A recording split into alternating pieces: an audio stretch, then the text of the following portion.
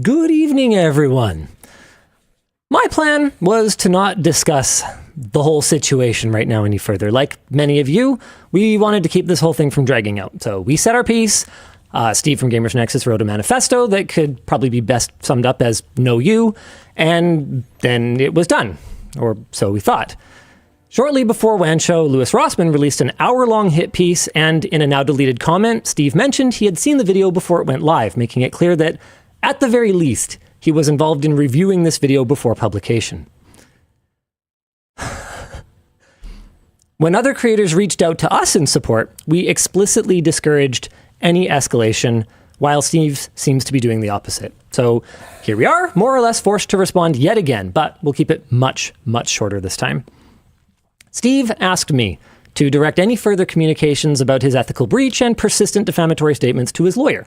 As I clearly stated before, I don't have a lawyer involved, and I don't want one involved. I wrote last week's address myself with feedback from my team, and this much shorter wrap-up will come from me as well. The core issue has not been addressed at all.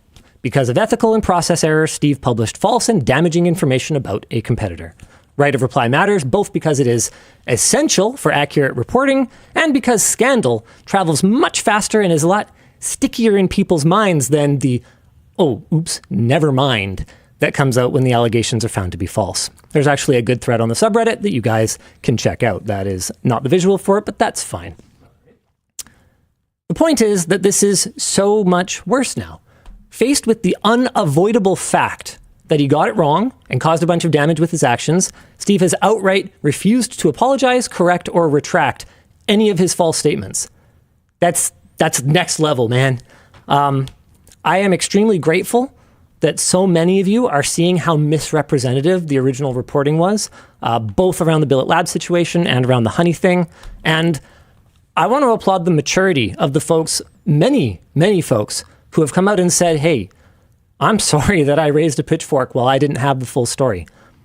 I'm still deeply saddened by the virality of Steve's first video. Because of that, many will never hear the truth, a fact that is worsened by Steve's ongoing refusal to issue any corrections or retractions in spite of the fact that his reporting on me contains clear, objective errors and misquotes. So in summary, Steve's response shows that his standards for himself fall far short of the standards he holds others to. And look, dude, stealthily removing the word journalism from the GN Patreon changes nothing. This whole thing is getting, quite frankly, kind of pathetic.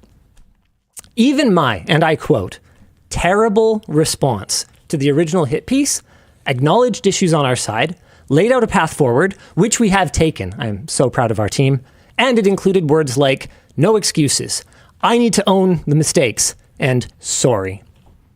Steve's response contained no such introspection and no better path forward. His mask is now truly off for anyone who used to appreciate him for his ethics and objectivity. As it turns out, he only cares about those things when it's convenient. On that note, just because somebody's running a masterclass in deflection and misdirection, that doesn't mean that absolutely everything they say is wrong. So the last thing I'm going to do today is what you guys rightly expect of me. I will meet my faults and my errors head on. I'm sorry that I used unprofessional language, and if I ever said this, truthfully, I don't recall it, but if I did, I take that back 100%. I'm sorry, and I will work to do better. So where do we go now? I don't know, guys. I see your calls to end the drama, but I can only control my side in this. My team and I have issued corrections and retractions where needed. We will continue to do so. There's a couple fixes that we need for the 5090 video. They're pinned under the video. We're getting all of that sorted. Meanwhile, the other side is spitting on our olive branch, lawyering up, publicly attacking my credibility with no indication that it will end, and now seemingly colluding with other creators to smear me in public. I don't want to play this stupid game anymore. There are only stupid prizes to be won. So, yeah, I think I've said enough for now. Obviously, I'm aware of Rossmann's video. We alluded to it earlier, and I have some idea what it's about. In the lead up, he was corresponding with me, but I don't think now's the time for that. Right now is the time to hang out with awesome people who matter, and that's you guys. Welcome to the WAN show, everyone. We've got a great show lined up for you guys this week. Some game makers hope that Grand Theft Auto 6 will cost up to $100 US at launch. And, oh man, we want to shout out creators who are doing awesome work. Yeah. And, make sure we're getting some views for guys that are just incredible, good people. Bitwit, / Kyle. His CES 2025 coverage is up, so I want you guys to go check that out. He's kind of had a pretty rough couple of weeks, to say the least. What else we got this week, sir? Wow, I had time again to prep topics. A student built an open source laptop in 6 months, and it's actually really, really cool. It's the video is awesome. We've talked about... Oh, sorry, I'll save it. And GPU news! Something really big happened this week, and it was a graphics card. Yeah, why don't we talk about that? Please.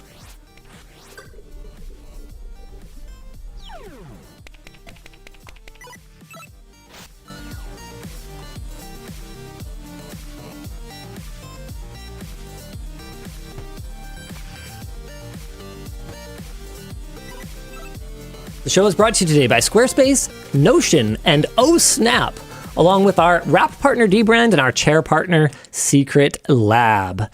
Why don't we jump right into, how about student builds open source laptop in 6 months? I like it. This is actually the coolest thing. Why don't you run us through it? Because you might think hearing that, like, oh yeah, but like, it probably sucks. No. What if I told you it didn't? Sick. Okay, go. So I'm probably going to butcher the name, but it's Anyon, I think. It's ANYON_E. The specs are a 4K AMOLED display. Didn't skimp there at all. Sure. The second I saw that, I was like, oh, we're serious. Okay. Sure. 16 gigs of DDR4 RAM, an RK3588 SoC, which has an 8-core ARM processor with GPU and NPU, which he points out in the video, an M.2 SSD of some capacity, Wi-Fi 6, a 62.9 watt-hour battery, which came out to about 7 hours of battery life. Sick. Brian Huang, hope I said that right, sorry, a senior in high school, mind completely blown, made an open source laptop from scratch he called the Anyon. I think it's Anyon. I originally read it and thought it was anyone, but then in the video, I think he says Anyon. Because whatever, I'm just going to call it the super cool laptop that I can't believe a high school student made. It's so sick. How about that? We're not going to show the video here because you need to go watch it, but we'll talk about it a little bit. And Dan will link it in the chat for you guys. Yeah, because AMD and Intel don't just give you, CPUs and documentation. He instead went with that Rock chip processor. And honestly, where he really hooked me in the video was diving through the specs of that processor and why he wanted it and things he's going to do for it and stuff. Very, very cool. A very expensive and complicated part of building a laptop are the I/O interconnects. So Brian went with the Friendly Elec SOM, which has heaps of I/O on board. We actually used the same board to make a DIY NAS last year. The next problem. Yeah, that thing is so cool. Yeah. So cool. Yeah. The next problem was the display. You can watch the video, but it was a huge pain in the butt. Yeah, that's the TLDW. This is where, because he didn't skimp out, because there was an option. Yeah. He could have just got an external laptop display, mounted it permanently, and then USB-C'd into the laptop and been like, don't worry about that. And that would have been way easier, because the thing about mobile display standards, and I really, I know I love the finger quotes, but I especially love it here, is that they are the kinds of standards that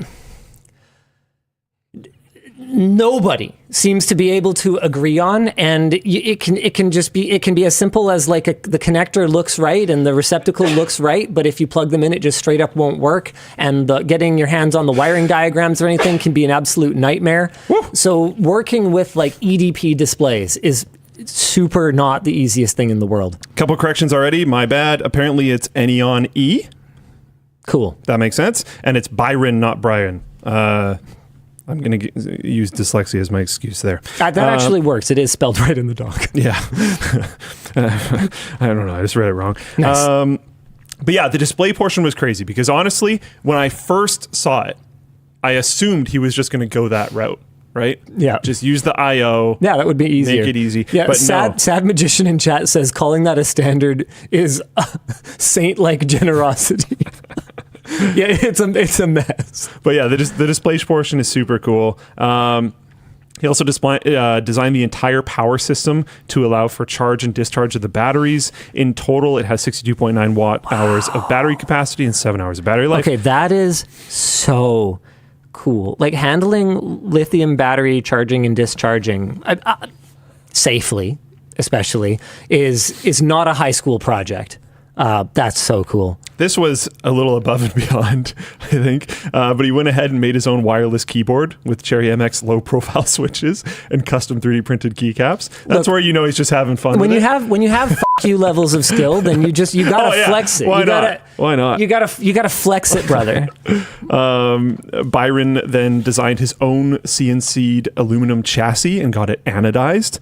The hinge for the screen uses framework hinges. That's cool. Conveniently available. Shout out Framework, investment disclosure framework. Yep. But like just making parts available for their laptops. Love to see it.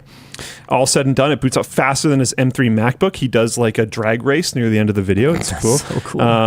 I doubt the same actual performance, but it boots up quickly, which is sick. And there's a line in here that says, I suspect Apple had a bit more of an R&D budget. Yeah, fair enough. This is a note from Alex Clark from our team. He says, seriously, watch the video. I learned things about how laptops are made, and I think I have, and I'm going to editorialize here. I agree, Alex, an above average understanding of laptops. Yeah, I learned a lot to the point where like I'm planning on watching the video again because there was parts in there that I thought were like really interesting and I want to absorb it better. Okay, now our first discussion question, I am hijacking this completely because you and I have talked many times about building your own laptop and how it kind of used to be a thing. Yep. Like you could buy a bare bones laptop and you could pick a socketed CPU and RAM and storage. And in the case of the one that I, DIY'd for myself for first year university, you could configure it with alternative battery packs. So I had like a caboose ass battery pack that stuck out of the bottom of my laptop and actually put it up at an incline. No, not that one. That was the Acer Aspire one, that extended battery I got later. Sorry, no, this one came out the back straight.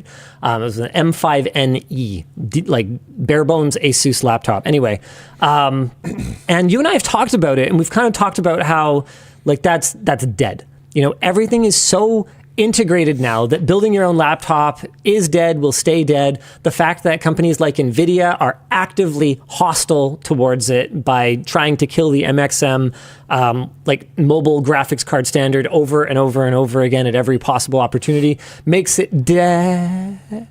Guess not. Except someone's senior high school project is just going to demolish that. Except here's something that I didn't see coming. Instead of having modularity, right, and a generic chassis and socketable CPUs and socketable RAM and socketable storage or slottable storage or whatever, right? So we saw all of that go tightly integrated, and we lamented the death of a DIY laptop. But then it got so much more integrated that now you could take a full system on a chip or system on a module in this case and build a chassis around it, and holy crap, you can build your own laptop again. And now that Windows on ARM is a thing, theoretically, like you could run like full fat freaking Windows and hand it to someone and have them not even notice, right? And okay, eventually someone would probably notice. They go to run an app that the emulation doesn't work for or whatever else. But I'm just saying, like, this could be a computer that you could hand to your auntie, and she could just use, and you freaking built it. Yeah. This is so cool. I didn't see this coming. And honestly, like, you don't have crazy GPU power. Like, he was talking about some of the limitations. He played, this isn't in the notes, but I'm just trying to remember from last night. So I might say some things that are slightly wrong because I watched this video. But he was playing Minecraft on it. Like, it can play, and I know, Minecraft, it plays on your phone. It can play games. So what? That's so cool. That's where the hardware's at now. A big flex for him, as far as I could tell, was the NPU more. I don't feel personally like he really made this thing as a gaming machine. And not every device that you have has to be a gaming machine. He's got that NPU in there. He can do some AI stuff with it. That's cool. It's highly functional. A lot of like what I use, like my work desktop. My work desktop just needs a functional CPU and some RAM. Like, I'm in the browser all the time. But does it play Crysis? Oh, this is so cool. Second discussion question. Should we throw some money behind a V2? At the end, we're listed as one of the inspirations for the project. That's sick. I mean, sure. He did shout out the NAS in the video. That's so cool. Yeah, no, I mean... The SOM. Yeah, Dan, do you mind just throwing a... We don't know if he wants that. Yeah, we have absolutely no idea. And he might not even want to do a V2. I mean, it's clearly... Might be moving on to something else. Clearly a super talented kid. I'm sure he could figure out something else cool to create. But like, I would absolutely be down to do like a small sponsorship. Or I mean, even if he's just like, yeah, could I just like get a mod mat and get a bunch of like LTT gear or sick. like, you know, whatever else, or, you know, dude, yeah, sure. Cool. This is awesome. I'm pretty sure I commented on the video. Like this is the type of stuff that I really like finding on YouTube. Yeah. Like this is the like little rewarding nugget that YouTube's like, you watched a bunch of garbage that I sent you. Here's the thing that you want now. I really hope he keeps making content of some kind. Or just keeps making cool stuff. Like if someone like an Apple or a Dell or Framework. Dude, somebody's got to pick this guy up. If somebody picks this guy up, then I want to see him. I want to see him create something amazing. Dan, if you could just fire it over to, I think Sean C is handling like sponsorships and stuff like that. So just fire that over there. That I consider it greenlit for us to, you know, do something if he wants to do something. So cool though. Yeah, I think you know the video, especially because it's his second video. I think video was hosted really well. I think he has creator chops. He could go that route. Or if like a Framework or someone else wants to pick him up, this dude's gonna kill it. What do you want to talk about next? My next one was the GPU stuff, man. Really? Oh, GPU okay, news. sure. Well, we can jump into something else. You haven't talked about GPUs enough this week? It was a pretty exciting week. That 5090 review was thick. Yeah. Like I think it's 22 the Labs or team killed it. 22 or 23 minutes long or something like that, and not packed. A dull moment at all. Like I was doing script review with Adam. I ended up reviewing probably about 80% of the script before I went in for my procedure, and then they finished up the rest when I was in the Twilight Zone. And I was going through it with him. I'm like, good Lord, dude. Like a lot of the time my job as an editor is to cut. Just cut, keep it focused. I mean, I talked about this at length on the Colin and Samir podcast, but like, what is our point? Don't waste the audience's time. Like all of these things are so important to the way that we create content and the way that we communicate our message, whether it's, you know, is this GPU any good? Or, you know, how do you scrapyard war together yourself like a cheap gaming PC? The $69 gaming PC is making a return. Nice. And it's better than ever. Pretty exciting. Anyway, you're doing it right now? We were shooting that. Interesting. Yeah. Anyway, the point is that's my job, is to go through and edit down for clarity, for conciseness. I think I ended up adding word count because I was just like, oh my goodness, this is dense. There is so much here. And I applaud anyone in the audience who managed to make it through the whole video. Because the thing is, there's a ton of nuance in it. And there's a ton, like I watched it back twice, actually. Once to review it for release. And then that was at like, I want to say like 3 a.m. or something like that. So I got the call and I'm like, oh yeah, I had my laptop next to my bed because I knew it was coming. I'm like, okay, yeah, here's a couple notes. And then once again, when I was in my right state of mind, and what I noticed about it was, good Lord, was the cognitive load of watching that video high. Yeah. Because you had to not only just like kind of listen to us say, yeah, this is good. You had to listen to our opinion about whether something was good or bad or somewhere in between. And then you had to listen to the nuance and the explanation for why that opinion is not black and white. Because, I mean, we talked about this a little bit, I think, last week, you know, fake frames versus real frames, that whole conversation. It's complicated, man. It was before that, but yeah. It's complicated, man. It's not as simple as like high FPS number, more better, more gooder, or low, more worser. Like we had that one chart that kind of we kind of drop. It's almost like this like we put this chart on the table that all of a sudden has 4x multi-frame gen. on the same chart with the regular 5090. Yeah, that one was nuts. And one of the things that in spite of being not in a very good state of mind, because it was in the middle of the morning, one of the things that I noticed, I was like, dude, we've got to highlight more that this is MFG, and that's kind of our point, is that this is clearly ludicrous and not comparable to everything else that's here. And so it's one of those videos that I really enjoyed. It made me think and understand, even though I'm kind of having to put myself back into if I hadn't already script reviewed and looked at NVIDIA's materials and all of those things. But it made me think and it made me understand better. And I thought the thing that stood out to me the best was what an incredible job the team did in spite of my relatively minimal involvement. I did review most of the script.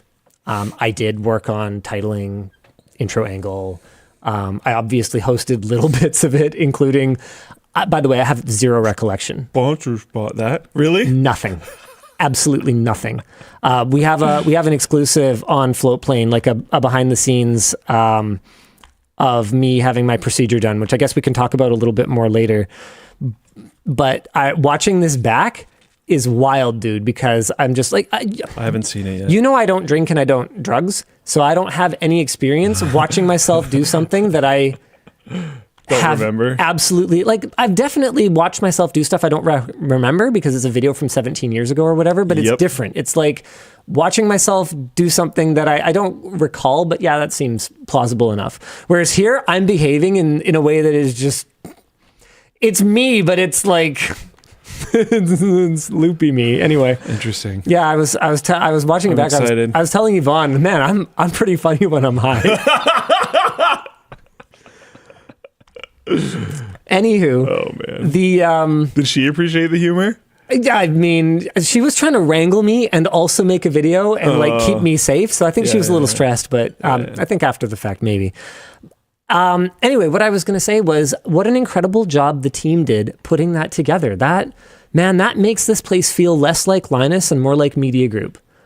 I had a weird, in watching it, and I don't know if this is going to land with everybody, but it landed with me for whatever reason. In watching it, it felt, I don't want to pay fan service to this idea. Not in quality. It felt incredibly higher in quality, to be very clear. But it felt old LTT-ish because you intro it, and then we went to people that were specializing in that at the time. Yep. Because that's what we used to do. Yep. For GPU videos, when I first started hosting GPU videos, I did not solo host the video.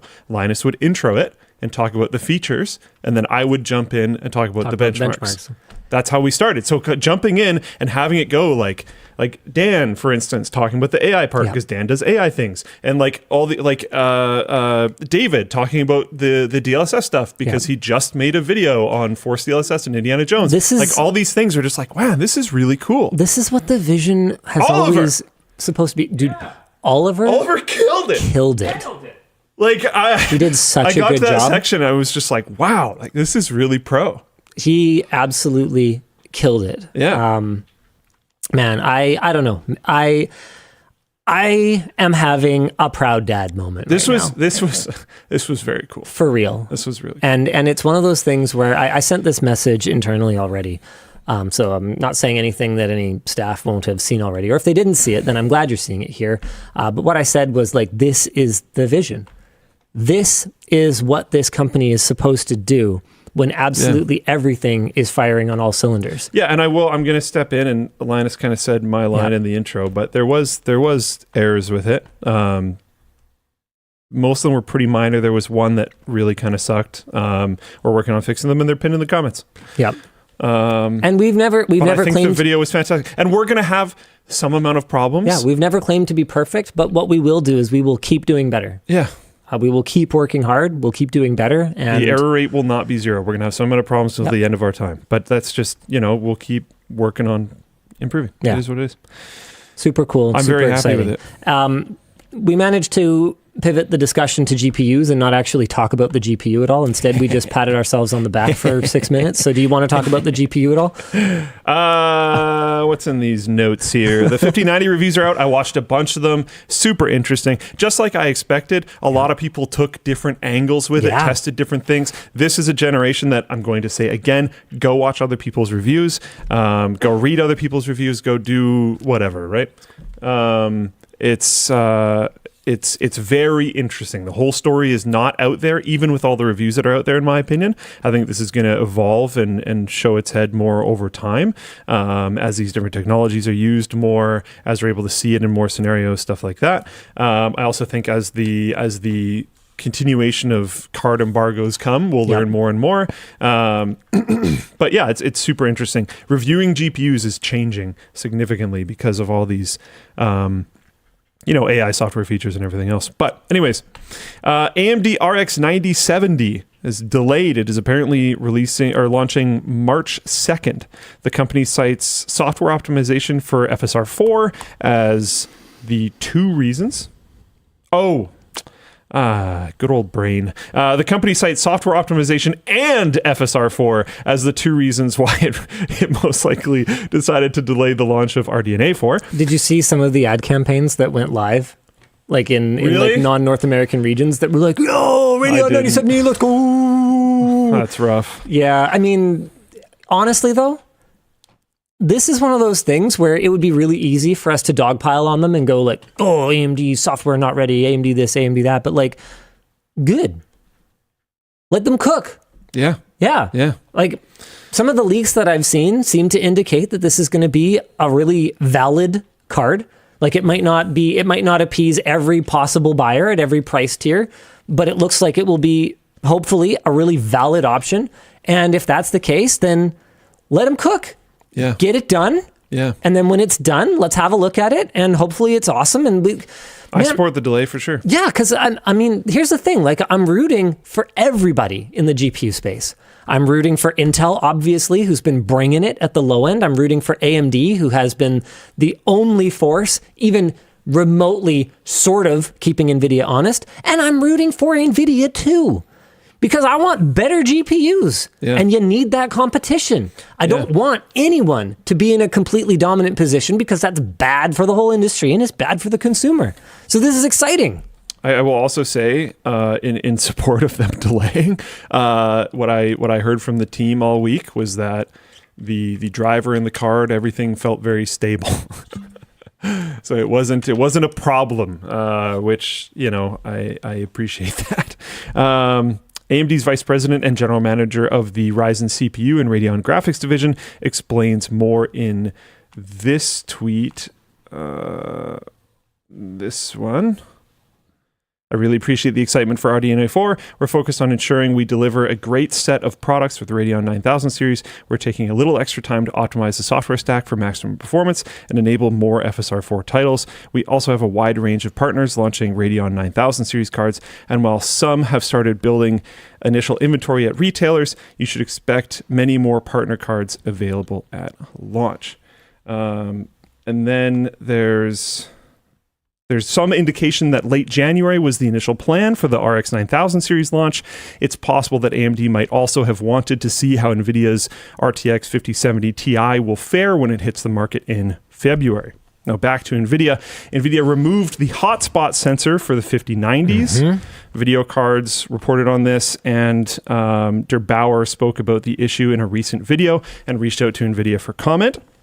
NVIDIA first told him that the new RTX 5000 series GPUs now report memory temperatures instead, but this was already possible with earlier cards, including the RTX 4090 and RTX 3090. Yeah, I thought that basically happened once we got temp probes in the memory chips. I think so as well. Okay. After further probing, they reportedly told him that API changes mean that the hotspot temperature is no longer accurate or relevant for gamers, but didn't go into further detail. This is something I really don't like. I mean, it's one thing if they want to put a disclaimer on it or something like that, but clearly NVIDIA saw fit to put that sensor in the chip at some point. And as someone who has personally relied on Hotspot to diagnose issues in the past, I really don't like this. I shouldn't say all. I mean, technically the 8800 GTX had an IHS on it, but functionally speaking, all GPUs are bare die chips.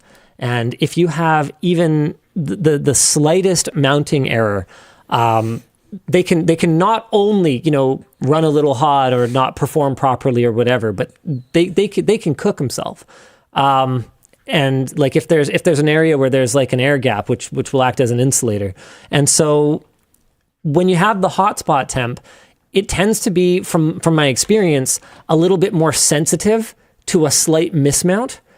And it can make it, and if you see a huge disparity between the die temp and the hotspot temp, it can indicate a mounting issue. So you can kind of quickly get the card pulled off, get the cooler remounted, and then get back to it. I don't have a lot of experience because I was out of the testing game for all the generations that had hotspot sensors. Yeah. But they seemed cool. I don't know what this comment is necessarily about, but I'm going to just go for it. Sure. First, the 5090 die size itself is huge. So so the temperature you'll see reported by tools such as GPU-Z will be an average across the die, meaning the temperature recorded won't be the same across the entire surface. It's just the average. Moving on, NVIDIA shows off a weird prototype, a Titan design, which some people have been calling a 5090 Ti, with PCB on the that. No, 5090 Ti. I thought this was rumored to be more of like. I think there's a different rumor about a 5090 Ti that I saw. Yeah, no, this was a 40 series / Titan prototype. Okay, so yeah, this is not what I thought. I think we talked about this on WAN Show, but I just want to say, this is pretty cool. This leaked like ages ago and was the first indication that we saw that, at least to my knowledge, it was the first indication. It's one of the first indications that we saw that NVIDIA was considering an unconventional PCB design for an upcoming card. And this was rumored to be like a 4090 Ti or like a 40 series Titan card of some sort. And there we go. So it put a vertical PCB in it so that it could make much, much more effective use of the shape of the GPU to blow air up this way. Okay, so they're blowing air up this way. I mean, the idea is pretty simple, right? If you've got a flat thing and you're blowing air against it, you are effectively working against your own cooling fans. And you can do things like you can angle what you're blowing against so it kind of goes this way, and you can lift the heatsink stack off of the PCB so it can kind of make its way out and through and around. But at the end of the day, you're blowing air into a flat surface, which is going to significantly harm your ability to cool your fin stack. So this seemed like a really cool way to tackle that by, here you go, putting the card on a little like daughter PCB, and then you can see here the frame for where the cooler is, just kind of blowing through it like that, and then using some combination of like heat pipes or vapor chambers to move all the heat out into the fin stack. When this first leaked, it was like, whoa, that would be super, super cool, I guess. But like, good Lord, our GPU is really going to go to 4 slots thick? Yeah. And it seems like NVIDIA did the same introspection. Yeah. And was the like, other way, kind of. Could there possibly, I mean, if we're going to do this daughter board thing anyway, could there possibly be another way? And floating in the middle was a wild move. And very cool. The answer is yes. And I think it's so cool. I don't know why the 5090 surprised me so much, because if you go back to some of their older designs, especially their dual GPU designs, like, do you remember the 7950 GX2? I mean, yeah. This thing was flipping wild. Look at this thing. Here we go. Let's pull up some images. Look at this thing. This thing's cray-cray. So it's got the main PCB here that plugs into your PCIe slot. And then it's got a built-in SLI bridge, which, if I recall correctly, is like back here somewhere. And then it's got a second 7000 series GPU on here. And then you can actually, it has an SLI finger still, so you can run quad SLI with 2 of these. Or I didn't know that. At least you could have. That's crazy. Could have back in the day. That. Yeah, that thing was freaking wild. Okay. I knew it was two sandwiched. I didn't realize you could. I mean, it makes sense, but I didn't realize you could just buy two of those and have four. Okay, Dalxy here brings up a really interesting conversation that I'd love to pivot to if we kind of think we're done talking about the cool. Yeah. Anyway, essentially the conclusion is this generation is wild. Go watch everybody's video if you have time. Yeah, cool. So Dalxy asks, at Luke at Linus, can we bring back SLI for the 5090? Lol. Okay, here is a wild take that I'm sure is going to get clipped out of context and get me canceled. Not again. The 5090, for NVIDIA's most affluent gaming customers, the 5090 is a great value.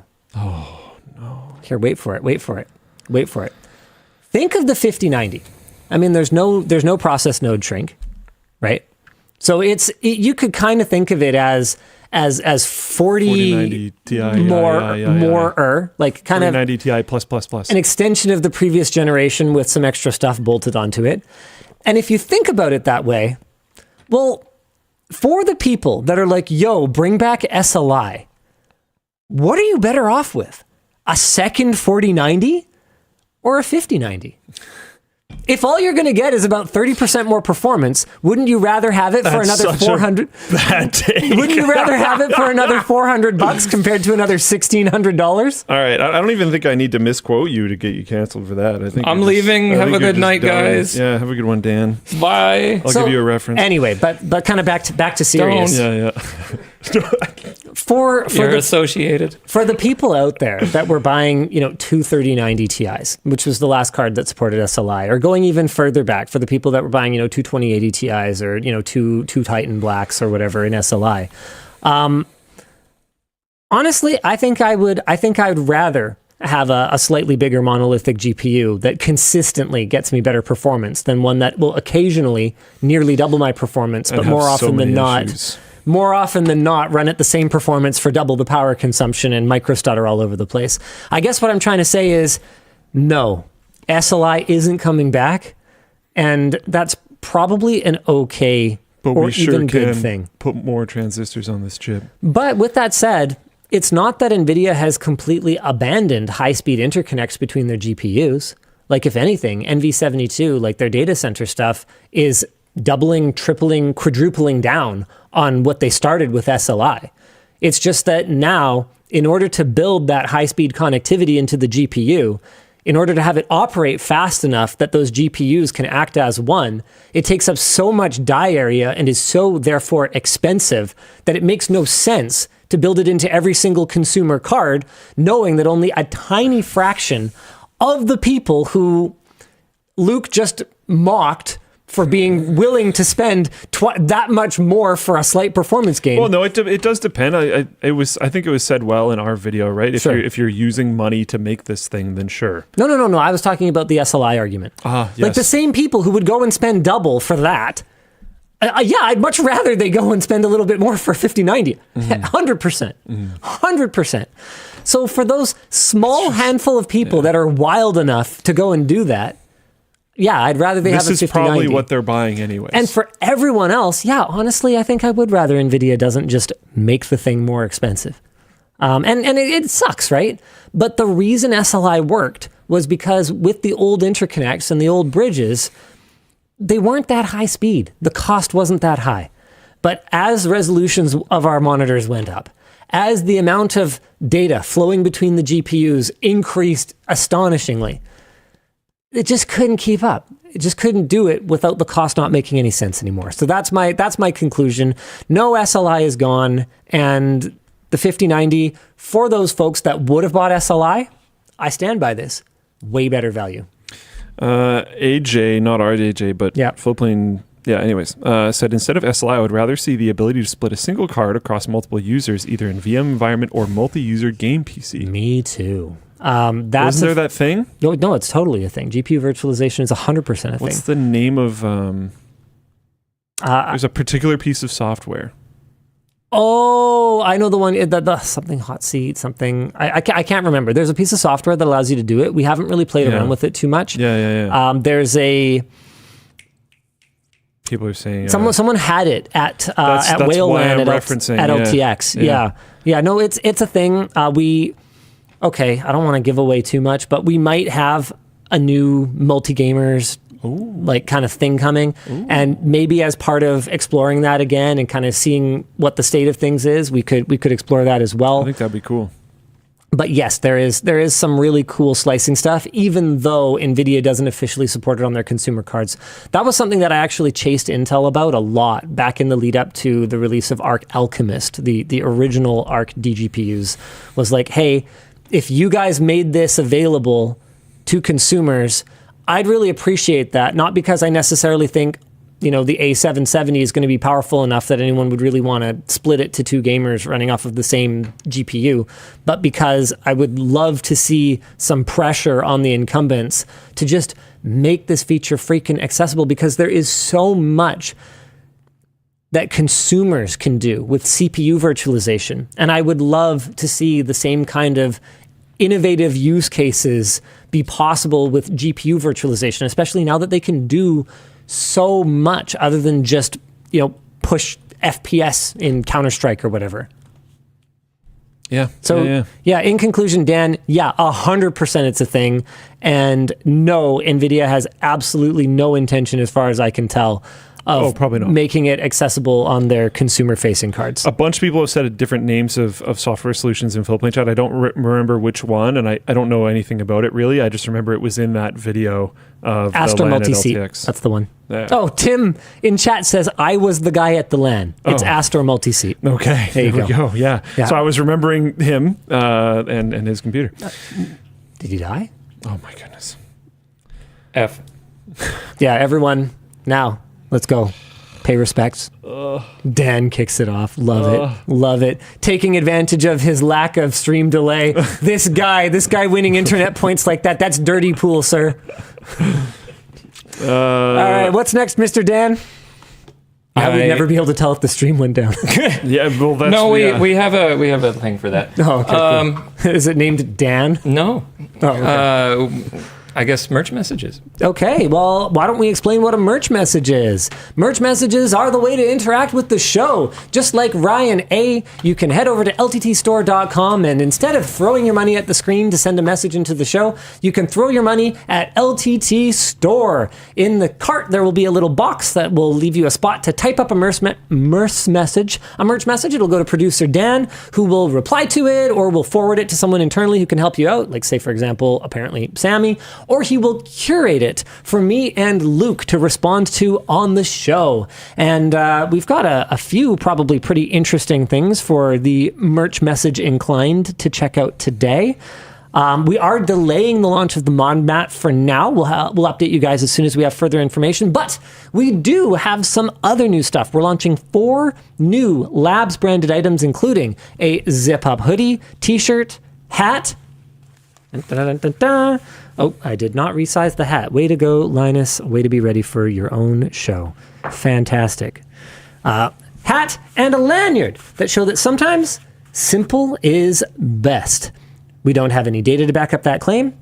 You will just have to take our word for it. I blame Artie. Artie wrote that. I just read the thing off of the thing. Go f*** yourself, San Diego. Okay. The zip-up hoodie and the t-shirt are simply black with a Labs tag. No flashy logos or outlandish designs, just quality, cozy materials. The hat features an embroidered Labs heatsink logo, and there it is, a little something like that. Oh, man. And your head will feature hat head after you take it off. And the lanyard is inspired by the Labs Phase collection that we released a few months ago with a sleek but colorful design. I really like the Phase stuff. Do you have the lanyard here? Should be... Oh, well, it's on the site. Do you want to pull up the site? Sure. In the meantime, I have another update for you guys. 7 months ago, we promised that if you got 100,000 likes on the CEO PC build video, which is here, that we would actually make this stupid poster. Oh, no. Oh, no. They did it. Oh, no. Why do they keep doing it? I don't know. They did it for the Rivian. I know. They did it for this thing. I know. It's almost like... Here, just hear me out here.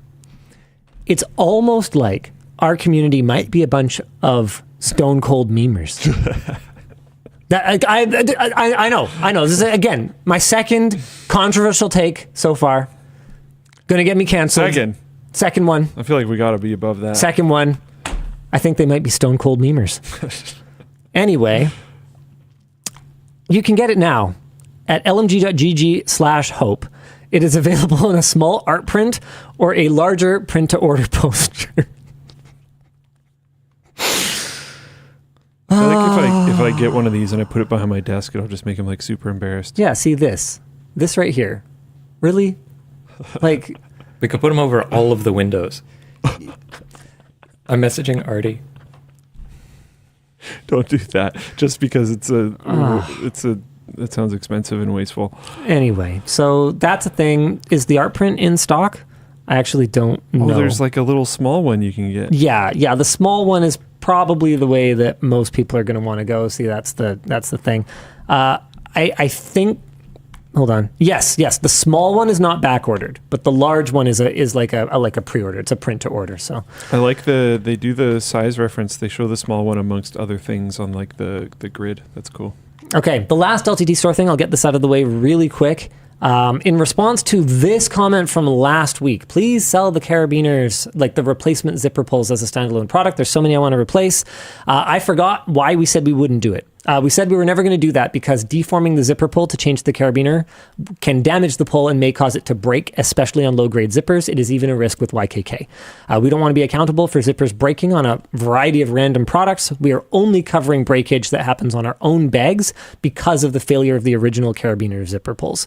We could technically sell them with a massive disclaimer that it could break, but, and this is Nick Light from Creator Warehouse, I think that's a massive risk and sets a horrible precedent. And I think that's right. We should create products that we can stand behind being used in a way that we can realistically anticipate that users are going to use them.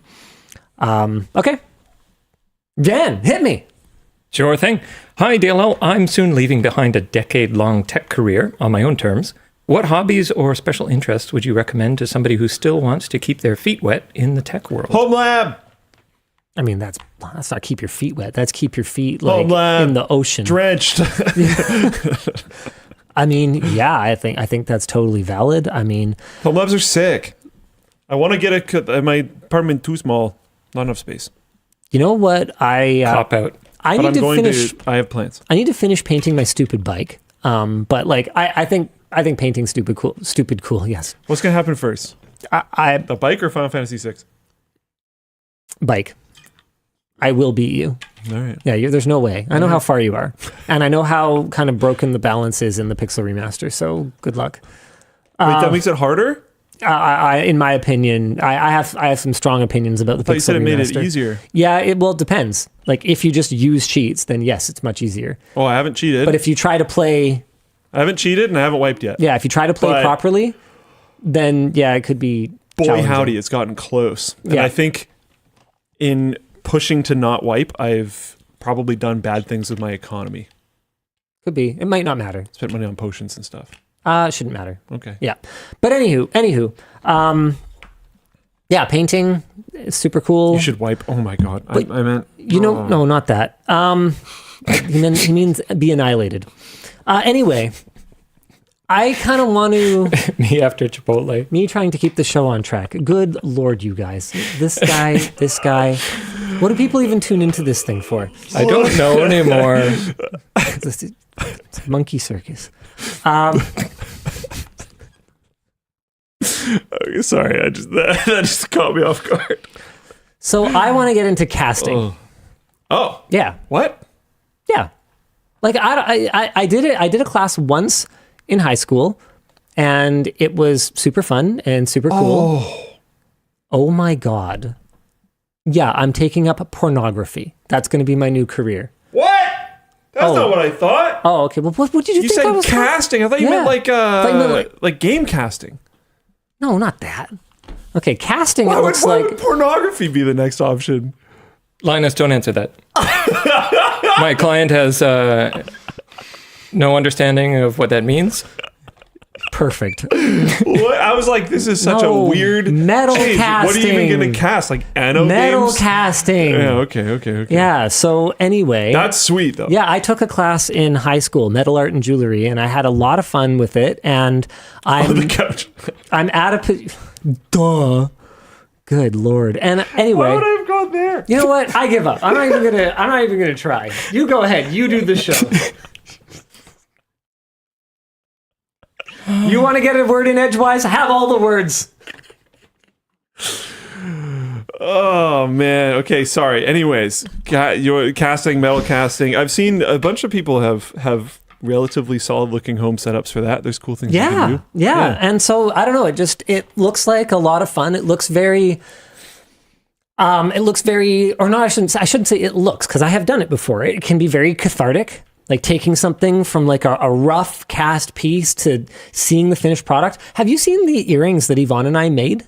I believe so. Yeah, so we didn't actually do the casting for those. We just carved the like lost wax, like casting wax things. Right. And then they did the casting for us, and then we did all the like finishing and polishing and everything. And that was super fun. And so, yeah, I'm just kind of looking at it going, yeah, that would be really fun. I need to get my stupid motorcycle finish painted. I'm so stressed about it though. I actually have made progress. I've primed almost everything now. And I think what I've discovered is that because I'm using like a candy, like a translucent coating on motorcycle parts, which are so multi-surfaced and multifaceted, that I basically took the difficulty level to 100 out of the gate, and I'm probably just doomed. And I think what I might need to do is either change my base coat color to something that can be a solid with just a clear coat on it, and I don't have to worry about getting the layering perfectly even, because I could do the hood of a car today. No problem. I could do that. But when you're working with a piece that has all these different surfaces and angles and divots and everything, getting it perfectly covered is really difficult.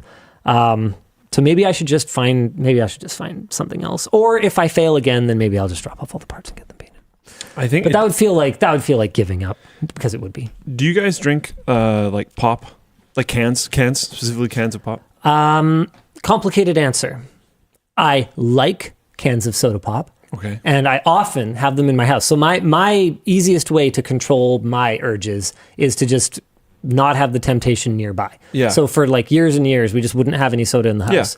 Yeah. But because we entertain so much more now that we're moved into the bigger place, and now that we do like work functions and like badminton friends functions. Yeah, because I knew at work functions you had them. Like that was our whole thing. Is like why would we need a place this big if we're not gonna like bring everybody over and like hang out in the pool and stuff. Oh my! You know? We call it pop up here. Whatever. Yeah, it's called pop. Soda. Doesn't matter. Coke, Everyone whatever, relax. just leave it alone. Relax. We're all going to be the same country soon anyway.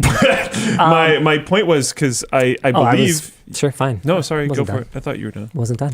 Go for it. Wasn't done. The point is, we have soda pop in our house. Soda pop Coke. Because we entertain now, and I found myself drinking it again. Okay. So I would just like have a craving, and it's in the house. And I'm like. And so I started drinking it again. And like the quickest way for me to put on a spare tire is to start drinking soda regularly. Oh yeah. And so what I did was I tried this like bubbly thing. They're fucking awful. They're terrible. They're like the worst. It's the worst balance between like seltzer water and soda. It's the worst of both worlds. Memories of cherry. But we dipped a cherry in the water. We waved it around near a bottle of soda. Spectre of lime. But I drank one. And I like had opened it, and you know what a cheapskate I am. If I have it and started, I'll finish it. Oh, you might as well. Yeah, I might as well. I mean, I paid for it, so I might as well drink it. Yep. And what I realized was I could make myself, when I go to the fridge, I could make myself take that instead. And that's the way that I'm conditioning myself to not even bother at all. And then you don't like it. So I stock bubbly in my fridge, and I'll drink probably a solid like 3 or 4 a week. And it's just like having it there as an alternative makes me not drink soda. So in response to your question, I keep soda in the house. I enjoy soda. 95% 95 to 98% of the time that I'm craving a soda, I grab a bubbly and I choke it down to punish myself for wanting a soda. I'm fairly certain I've seen people build like aluminum. Yes, it's soda, my methadone. Soda pop, Coke, Dr. Pepper can crucibles where they have like a plunger and they put the can in, they plunge it down into the crucible, and they use the cans of pop as their material for their casting. Oh, that's pretty cool. And I thought you might like that because it's like it's a way to reuse, right? So That's yes, super you cool. can effectively recycle aluminum cans, but you're now directly doing it, which is pretty cool. So maybe like if you were going to involve the kids in this project and stuff, Dalxy and Full Plane Chat said I built one. They're awesome. Yeah, so I'm pretty sure this is a thing you can do. Super cool. Yeah, I'm kind of more interested in making like jewelry though, so we'll see. Yeah, fair enough. I got one more for you. Hit us, Dan. I got a screwdriver in the initial wave, and it It's not has really a question. nice gloss smooth finish. However, I noticed that my second one is more matte finish. Was this a material change or a nice patina from constant use? The truth is, I do not 100% know the answer to that. I can give you my best guess. One, yes, it does gloss out over time. Two, while we have not changed our molds for the OG screwdriver, molds do not stay exactly the same over time. They wear. We did buy extremely high quality molds from Innovation Tool and Die, Innovation or Innovative, whatever, ITD. We bought extremely high quality molds that should last for like 1 million plus parts is my understanding. But that doesn't mean that they don't change a little bit. So both, possibly, but probably we didn't change something like the surface finish.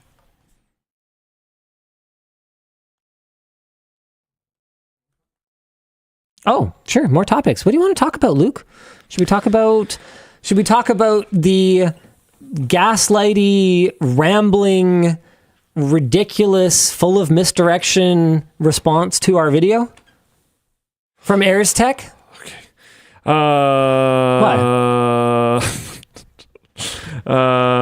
Here it is. We did a video earlier this week on the Airestech I have to give you. scamulet. I keep interjecting today. I'm sorry. No, that's fine. I'm starting to annoy myself. I mean, it's like this is like having an out of body experience for me. It's amazing you haven't punched me yet. No. The intro to this video. Look at this face. Look how punchable it is. This is what I was going to say, though. The intro to this video was gold. Full credit. It was so good. Full credit to Alex Clark. Yeah. I was like, It was actually amazing. really, dude? Are you sure? Oh, absolutely, really. It was very good. Thank you, Alex. And then he kind of pitched it through. I walked onto the set and I was like, because I've done a lot of kind of embarrassing stuff on camera, but donning that getup, sitting in the incense, Dude. and he was like sitting there with, dude, the outtakes of this are so funny because I think I don't do accents very well. Yeah. At my best, I will shift between accents like the sands of the desert. Like I can't maintain them. I don't actually have any training. I don't actually practice it.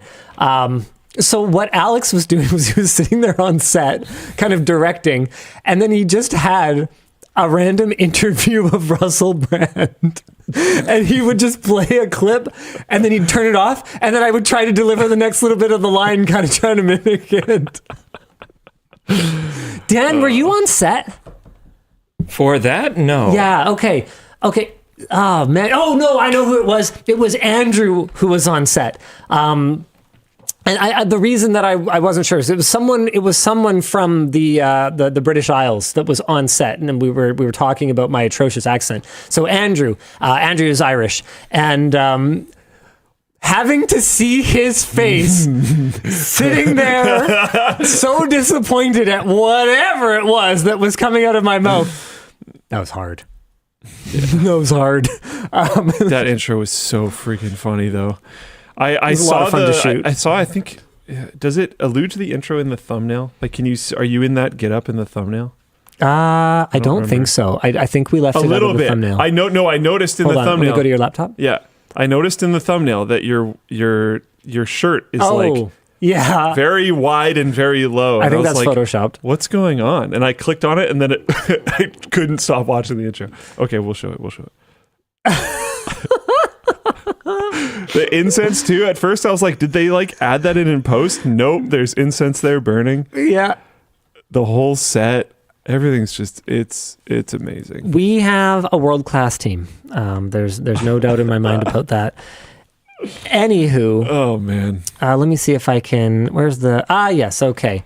So they actually, man, when you're down, sometimes it's better to just stay down. But they apparently decided Yeah, they responded. not to stay down.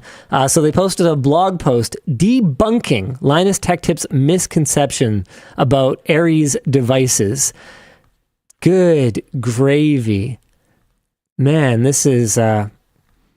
what is up with, like, people writing extremely long responses?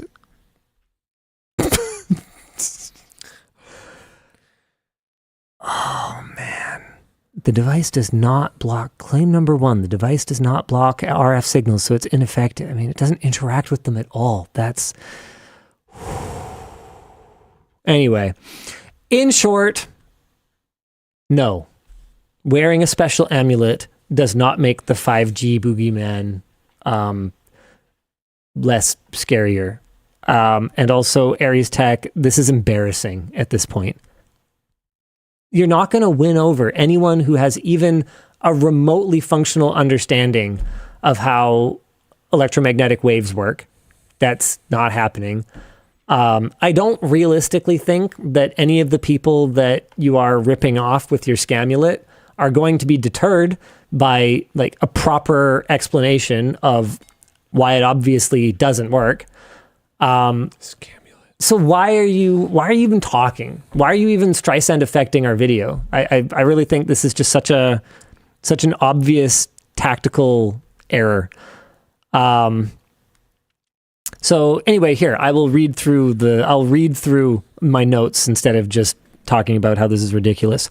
Earlier this week, we posted a video on the Airestech Life Tune and how it doesn't do anything that the company says it does. In response, they posted on their blog debunking our claims about the Life Tune. Nothing that we hadn't previously discussed in our video was brought up, and there was no new information because we had already reached out to them as part of our process for making our video. They do bring up their EEG testing as a way that they've proven the Life Tune works, although we watched the video during research and the test seems to be fatally flawed and fully allows the test subjects to be swayed by the researchers. Did they measure a change? Yes, but in all likelihood, this was a placebo, and a placebo is a perfectly cromulent way to register a change in someone's behavior, even physiologically, yes.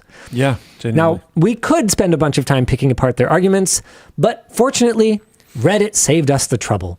Eagle Falcon, PhD in physical chemistry, J.C. Calhoun, and Alundra828 have all posted about this whole situation. Let's go. I think this is a pretty good summary, but, hey, that's their word. That's their word, not mine.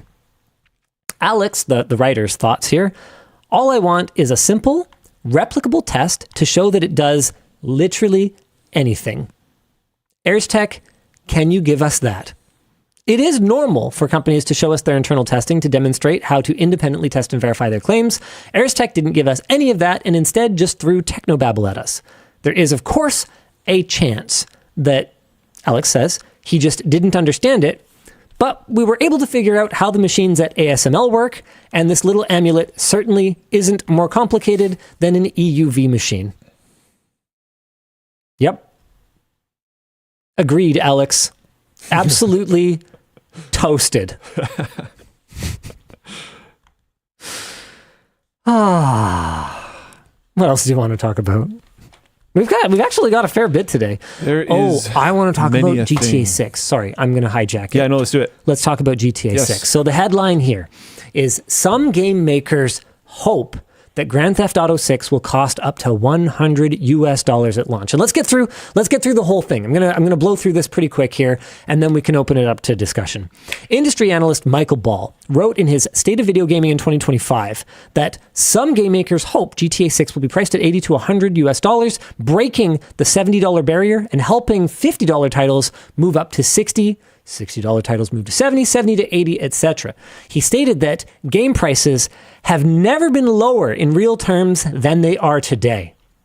Larian's Michael Dowse responded on Twitter saying, "You're not supposed to say this out loud." That sounds like something you would say. Here's a graph of GTA prices corrected for inflation. In real terms, a $70 GTA 6 would be the cheapest ever GTA, which is, when you account for inflation, pretty interesting. Here's a graph of US prices for packaged video games. Shockingly flat. So this is nominal prices. This is what it says on the sticker. And then this one right here is the adjusted for inflation version. So it stands to reason that today 1 equals 1. And in the past, 1 equals a lot more than 1 today. Redditors were quick to point out that simply adjusting for inflation doesn't tell the whole story. And that is true. Inflation is so much more complicated than just price go up. Some things do not go up. Some things actually do go down. Physical media had real costs, not just for materials, but also for duplication, packaging, manuals, shipping, etc. Sticking with the SNES example, we found an old pricing breakdown from Super Play magazine. Oh, super cool. Okay. Here we go. Whoa. Breakdown of cost for your average game. 1% freight, 4% marketing, 1.7% duty, 4.6% developer's royalty, 30% retailer's margin, so that's where Valve got their number from, 15% tax, 33% Nintendo, and 15% publisher's margin. Shockingly little going to the actual developer. I mean, I guess that shouldn't really shock us at this point in the games industry, but hey, there it is. So we know that from other sources that about half of Nintendo's charge was manufacturing, so about $10 of the $60 cartridge. Now, the bar to entry is arguably lower these days. Anyone can publish a game, and there is no sort of shipping and all of that. And sales are also significantly higher. In 2020, Elden Ring sold 13 million copies in its first month of release. Back in 2002, the year's bestseller GTA Vice City sold less than 6 million copies by the end of the year. The plain and simple truth is there's a lot more gamers out there than there used to be. Publisher revenue is also massive.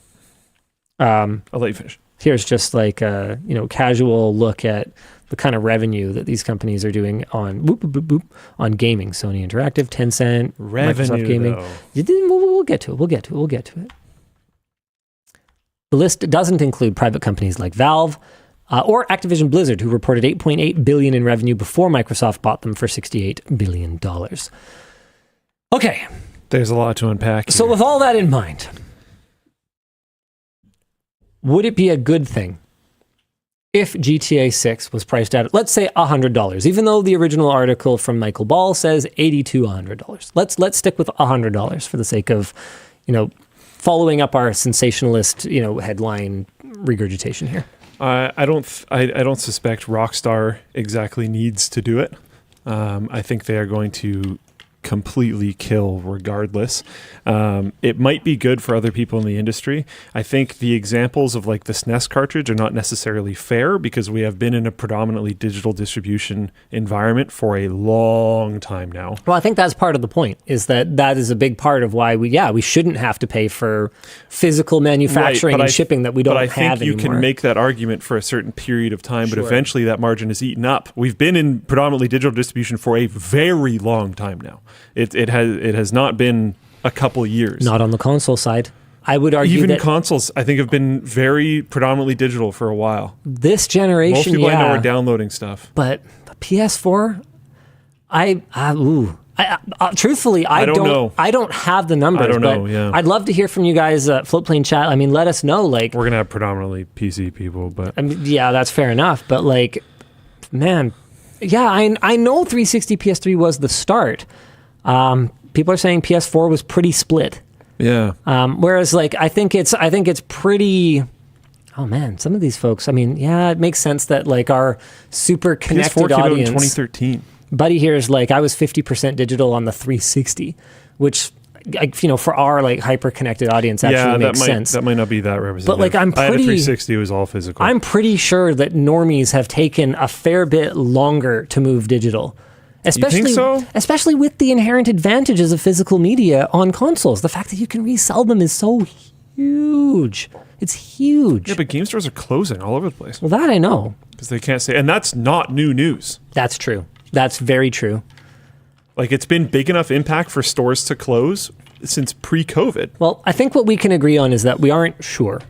Which is at least 5 years old. But we do know that digital distribution has been a huge thing for a lot longer than games have been stuck at around $60. Yeah. So I don't personally think that the reference back to the SNES cartridge is entirely fair. Sure. I think it was fair at a point in time. Sure. And then game prices didn't change at all for like over a decade. Right. So then it stops really being fair, in my opinion. I think also, like, some people are pointing out, like, there's way more sales now. It's like, yeah, okay, but if you look at the development teams at these companies, on average, I'd say they are way bigger now. Like, way bigger now. Yep. The amount of work that is going into making some of these games is incredibly immense. So I think that's another, like, kind of yin-yang situation. Can I throw in a pitch here? Would you support the move to $100 if it meant, hold on, 140 right now Canadian? If it meant that we could, as an industry, move away from so many, like, microtransactions? Yes, absolutely. I would unquestionably agree with that. So if the excuse from the industry is that, well, we had to do microtransactions because it was the only way to run our businesses sustainably with the stagnation of video game pricing. I don't believe they won't take both. Yeah, I know. That's where we were headed. But you couldn't allow me to imagine a blissful future for just a few moments. I would honestly? genuinely 100% be on board. I used to really, really like doing kind of like more difficult things in game in order to earn some cosmetic or whatever. Yeah. I really, really liked that. And then, like, trying to get skins in COD by doing certain things with that specific firearm was cool. And then now you can buy cooler ones, and it's like, well, I don't know. It genuinely takes away from the game for me. So if you can put that back in, that has direct value for me. Well, they won't. I think we all know that's not going to happen. I also think, as much as I honestly think a lot of this can be justifiable in regards to price increase, but to a certain degree, I don't know how much it's going to matter. Yeah. Looking at the economy right now, I don't know that many Canadians, honestly, that can just drop $140. That was my next point, is that at the end of the day, they can theoretically raise the price to whatever they want, but the price is going to be whatever the market will bear. Yeah. And as we've seen, especially on the PC side, where the promotions come so fast. People are just going to wait. And they go so deep. Yeah. It's going to end up, whatever it starts at, whatever MSRP is, unless you are Nintendo, unless you are Rockstar, unless you are one of these AAA developers or publishers, you are not going to be able to draw a line in the sand and say, no further. This is it. This is our pricing. It's not gonna happen. You're gonna get whatever you're gonna get, and you're gonna do your Steam summer sale, and you're gonna do this, you're gonna do that, and I don't see I don't see it having a huge impact, because a $60 game already isn't $60. A $60 game is already, $38.99 on Steam, Black Friday or winter Sometimes sale or summer sale or like 2-3 weeks spring break later. sale or whatever. Some games hold out longer, but it ends up being pretty quick. And and that's exactly it. So we can have this new higher ceiling, but basically I think what's just going to happen is it's just going to go down to the price the market will bear, and that will be that. Neither of us are claiming to really know anything about the actual economics behind this. So maybe that drop, maybe most people have crazy FOMO and buy it right away. I'm just looking around in our environment, and if you know anything about it, the economic environment in Canada right now is dire. It's really rough. So it's not as far as my understanding goes, the economic environment in the States is genuinely not as bad. So if you're feeling it down there, it's really bad up here.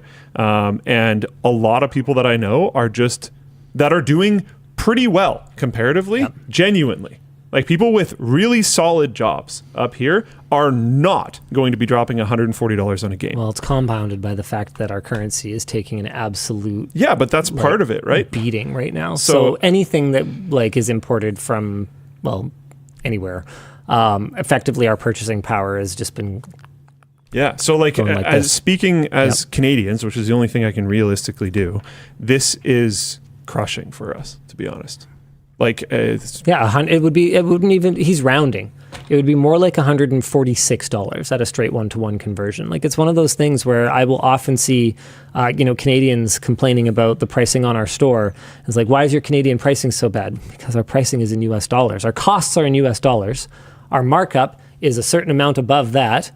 And then that's it. That's how much the product costs us. And that's what our markup is. So when it's so high in Canadian dollars, it's because the loonie is like in the toilet.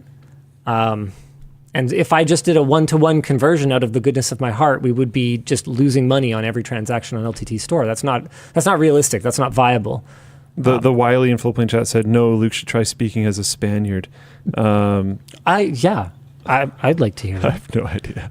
I'm assuming it's a joke, but even if it's not, I can't imagine what the economy is in all the places around the world. We're just talking about Canada. And if you want to see some insane graphs, just look up like cost of living versus income charts over time for Canadians. If you look at a macro trend graph, it won't look much better across most of North America. But we're having a particularly acute with like housing stuff, go of it right now.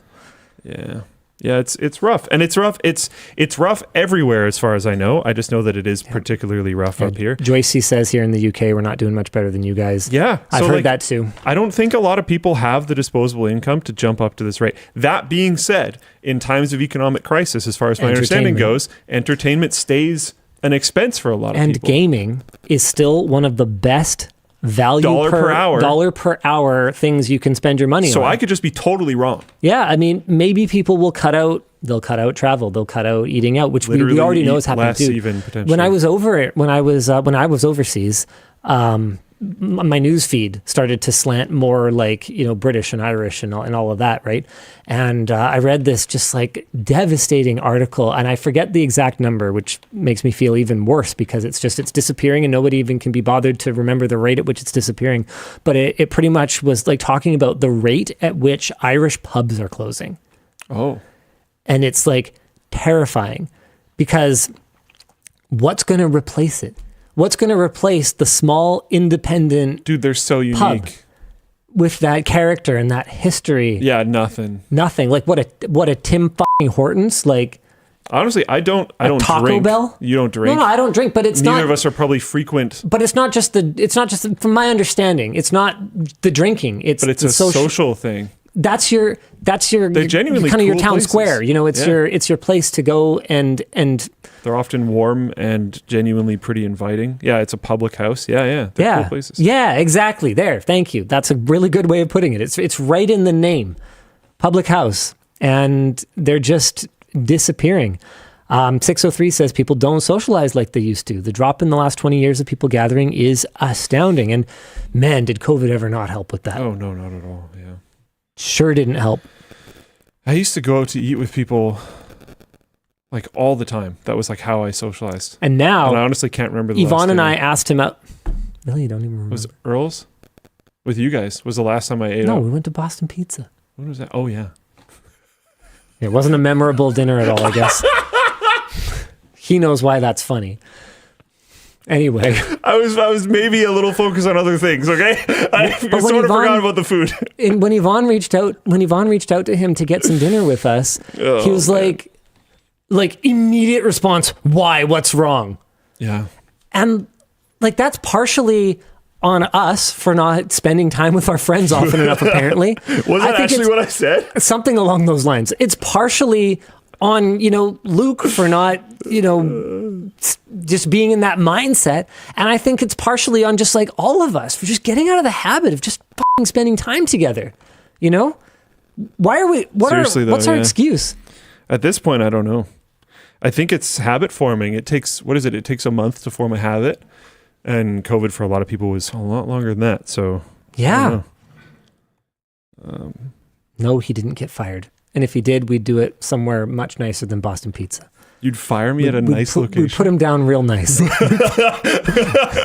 Wow, that's so interesting. I need to like pay attention to where you invite me to go eat so now. if I like ever invite you to Gotham's or something, then... Oh, no.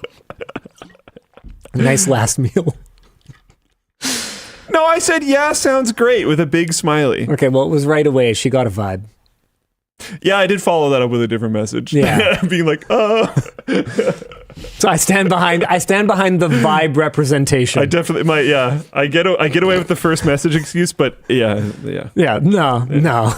But it was a detectable vibe for sure. Oh, I've got a detectable message from our sponsor. Have you ever been the subject of memes? Many times, but you still want to look professional online? Well, don't worry. Our sponsor, Squarespace, helps you improve your online presence. We've been using Squarespace for our website for years, and it is super easy to create a site from scratch. Thanks to their beautiful layouts and styling options, building a site is as simple as dragging and dropping. No coding experience required. All you have to do is pick a template that fits your needs, and it'll look great on any device. Not much of a writer?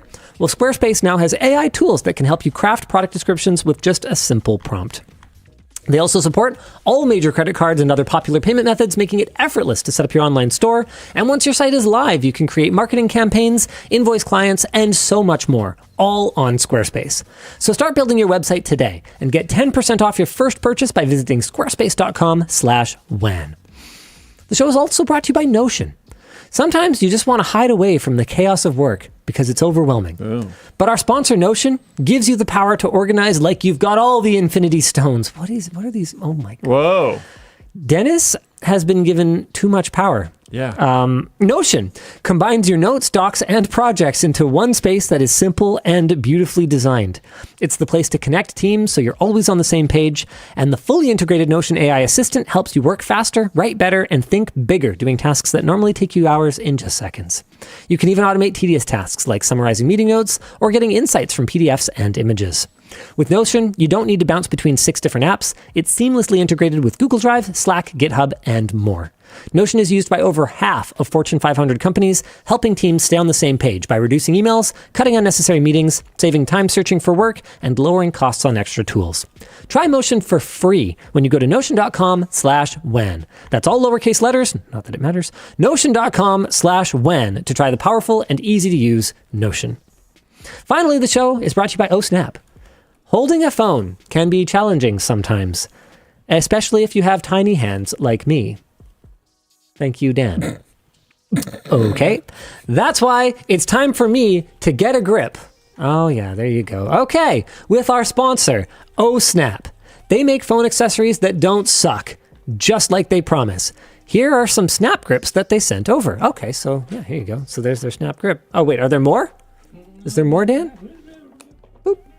Oh, okay. Somebody stole the packaging. That's pretty straightforward. And then also... Is it a stand then? Whoa, it's also a stand. Okay, that's pretty cool. And it rotates. The grip is also a stand, and yeah, Dan wanted me to show that it actually rotates. So if you want like the most, comfortable, angle or whatever, you want to watch landscape or whatever, it moves around. Okay, that's pretty cool. It's crazy thin, 2.5 millimeters, which is smaller than almost any camera bump and will practically never get caught in your pockets. You can even use it as a kickstand to watch the WAN show. Oh, that's awesome. And, it's magnetic. That means you can use any MagSafe accessory mount or charger on top of the grip. Or you can stick your phone to a PC case, microwave, or other magnetic surface. Oh, good. You could do that if you really wanted to. The Ohsnap grip works on all phones and looks slick with its CNC milled aluminum trim. Love can be a pain in the grip, so they have a BOGO deal for you and your partner this Valentine's Day. Buy one and get one 50% off at ohsnap.com/WAN or by using the link in the video description. All right, let's do merch messages. Thank you, producer Dan. Hit me. Sure. In the past, AMD and NVIDIA competed across every price. Now each price point is segmented by a brand, Intel low, AMD mid, and NVIDIA high. Does the consumer benefit from this, similar to how cars are? Well, the thing about the automotive space is that at every price point, there is competition. Like, even if you're buying a $2 million hypercar, you could choose. You could shop with Pininfarina. You could shop, I probably butchered the pronunciation, but don't worry about it. Who the heck is that? Ferrari, Lamborghini. You could shop with Rimac. You could, like, you've actually got an entire smorgasbord of options for, like, ridiculous hypercars. And then at the low end, things are super competitive and are only going to get more competitive as China continues to export more inexpensive EVs. When you've got, like, 3 semi-monopolists almost at each price band, I think the argument that you have competition gets a lot weaker. Now, NVIDIA does compete across more than one price bracket. They do ultra high end, ultra high end, ultra high end, and I am a little bit below that. They also do high end and like mid high. And then AMD is competitive at, I would say, like the high end down to the mid range, especially if we go back and look at their sort of previous generation products that they use to fill the gap sometimes. Intel, meanwhile, yeah, low end only. Like low end, but gaming is what I would describe Intel as, because low end used to mean like $60 GPUs that are used as a display out. I mean, the Arc B580 is still a, $250 GPU. Like, let's be real. This is a gaming card, but it's at the low end of the like legitimate modern current generation gaming cards. No, I don't think the consumer benefits from this until we have more direct competition. At least not enough. Yeah. Hi, Linus. That's mostly it. No other videos on The Tonight Show comes close to the number of views yours has. Not even Bad Bunnies. Why do you think that's, what do you think that's a sign of? We would like to hear your comments on that. Cheers. I think that is as simple as me being YouTube native. YouTube. Yeah. Like, where are you going to find Bad Bunny's audience? You are going to find it. I honestly don't even know what the most popular. Yeah, sure. Spotify for sure. But I was going to say, like, even like social media platforms. Sure. I don't know what's most popular in the Latin world. Yeah, I have no idea. But, on those platforms, Instagram or something. I'm sure I'm going to be getting 26 views for every million that he gets. Like, it's a completely different. We're running on different, tracks essentially. Yeah. And this is home turf. I'm going to perform best on YouTube. I'm going to kill it on YouTube, and anywhere else I'm going to struggle by comparison. With that said, credit to their team. Credit to Jimmy and Bad Bunny himself, and I did a pretty good job too, even off YouTube. Especially the clips with the glasses actually is performing really well. Yeah. Like on Facebook. Do you mean the color changing glasses or the screen? On Facebook, dude, that segment, I think it actually includes both of those. That segment is color changing glasses are sick. Performing cray. And I think it's actually doing pretty well on Instagram as well, which are both platforms where I am not in a particularly strong position. Yeah. Let me see if I can find it. They upload so much stuff. That's another thing too, is a lot of the time it's hard to evaluate how successful one of their clips was in the first, week, because you'll have stuff that will over time go viral. Like there's clips on the Tonight Show YouTube channel that have 100 million views. We have never uploaded anything with 100 million views. No. So you've got to give them time to cook. I do think especially 5-ish plus years ago, that type of content was getting hyper pumped by YouTube. This is true. And like I said, I think I did a great job, but you've also got to just understand that it's a completely different model. It's like a scattergun, right? Yeah. They're just gonna. A lot of them were uploaded like at the same time, as far as I could tell. They're not optimizing for the YouTube platform at all, and we threw our weight behind it too. Like, we made sure to throw social promotion after it to give ourselves the best possible chance. Apparently, the top video has 493 million views. Yeah, there you go. Woo! There you go. That's a lot. So let me see if I can find Like this is wild. I can't even find the one that performed really well. There's one that has like millions of views or something, and these are not them. I love. Can you scroll down a little bit? I love that you guys sent that photo in as your official. Oh yeah, buddy. We had a backup. In case they didn't like it. The other ones are just they're so serious, so professional. Yeah. And then it was just like wide Linus. Our backup was sad Linus. So it was a bit of a half measure backup. Yeah. We wanted to put them very firmly in a corner of we can publish a meme picture or we can publish a meme picture. Oh my God. Alexie's right, dude. Make another poster. You should do wide Linus as a poster. No text on it even. Just huge Linus face. No, we did some like meme products with that in the past, and honestly, I regret it. I wish we didn't do it. Okay. The people who bought it, they seemed to like it. It didn't actually sell that well. Like I was opposed to it in the first place.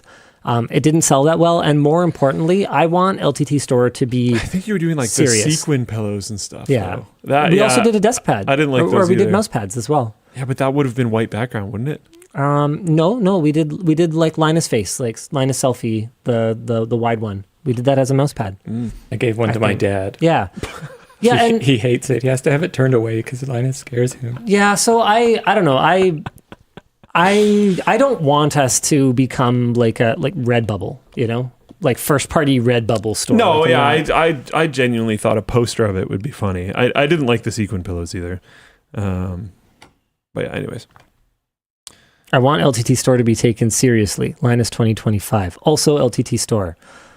Well, I can't do anything about like Elijah making promises. Technically you can. Yeah, I was going to say. I mean, once it's out in public. Well, okay, but I shouldn't. Like I think that's the strength of our organization though, is that we allow fresh ideas. I don't disagree with this. I'm just saying. We encourage fresh ideas.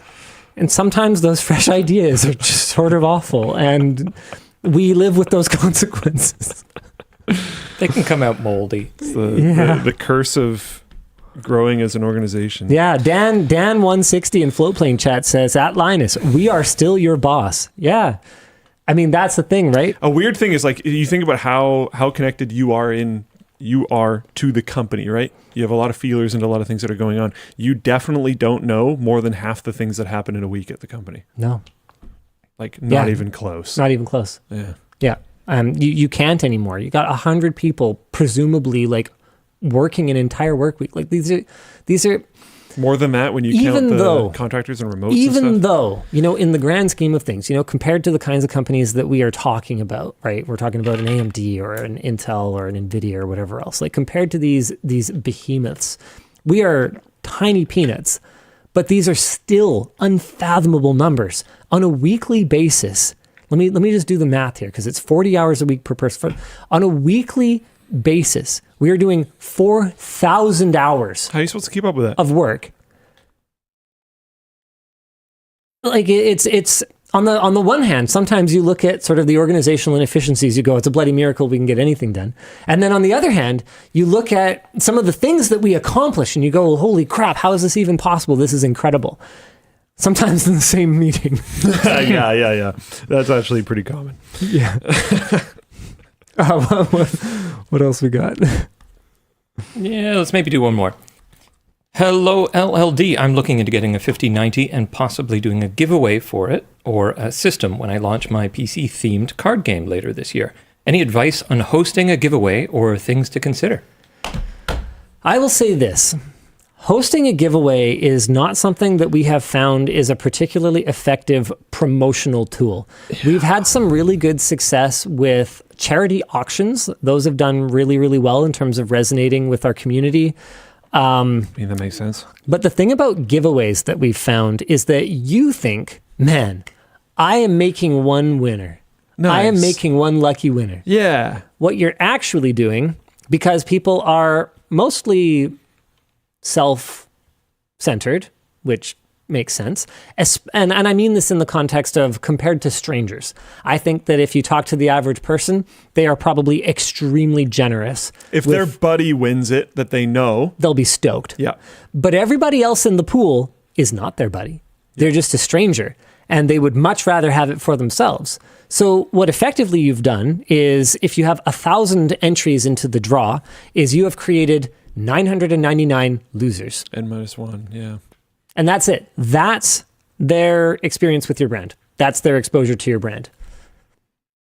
You might get people just like signing up for the giveaway, but I doubt that they are going to have any kind of long-term affiliation with you or your brand. And I have personally not had great experience with just like doing giveaways to, you know, promote a thing we're doing or whatever else. It hasn't been very effective for us.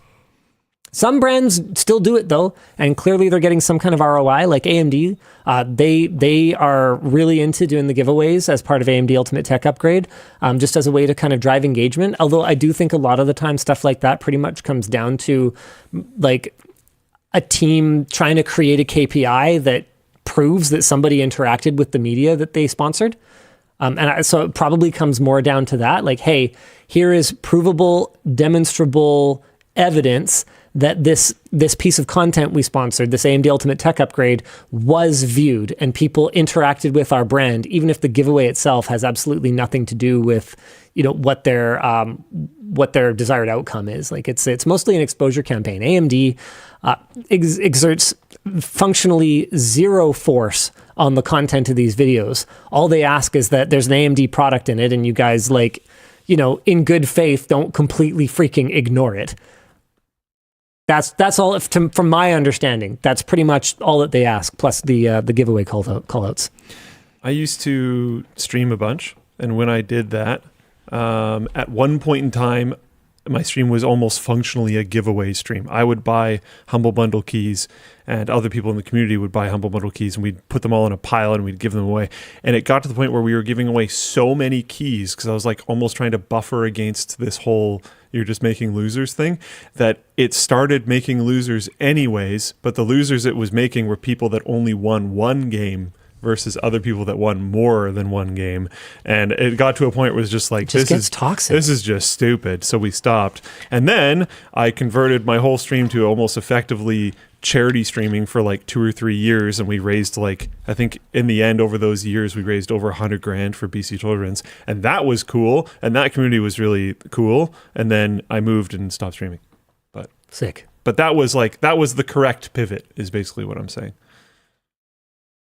Yeah, Graham's a nice guy. Okay, what's next, Mr. Dan?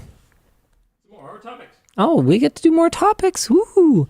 We have been bamboozled. Bambu Labs, maker of some of the most popular 3D printers for home users, has announced a security update in which they are limiting third-party tool access, for example, certain slicer programs. Bambu claims this update will ensure only authorized access and operations are permitted and mitigate risks of remote hacks or printer exposure issues. We talked about this a little bit last week. The 3D printing community quickly became outraged by this, worried about the long-term effects, such as that this might allow Bambu in the future to restrict filament types, add a possible subscription. They also raised many more concerns. Bambu did put out a response titled, "Setting the Record Straight About Our Security Update," in which they denied the claims about some people's future concerns, like restricting filament or possible subscriptions. But they don't seem to have addressed, and they said that this is security related only, but people are basically still super not happy about it. And I think this is a pretty unnecessary stain on their reputation. I'm going to leave this to the people who kind of understand the tools that they're using and the impact better before I wade too deep into it. But I will say the reputational damage has obviously been very, very high. As someone whose household almost exclusively uses the Bambu Handy app already. Yeah, I know, right? It's a great name. It's not going to impact me until they like screw it up even more, potentially. But I definitely want to throw my support behind our brothers who want more open tools. Samsung has quietly removed Bluetooth connectivity from the Galaxy S25 Ultra's S Pen. This change takes away Air Actions, which lets users open apps, navigate through galleries, or use the S Pen as a remote camera shutter. Over the many years that I used a Note 9, the camera shutter remote control was probably my most used feature with the stylus. People talk about that all the time. It is so, like everyone that I know that has an S Pen talks about it. It was so handy. This would be enough for me to not consider an S25 and to just get an S24.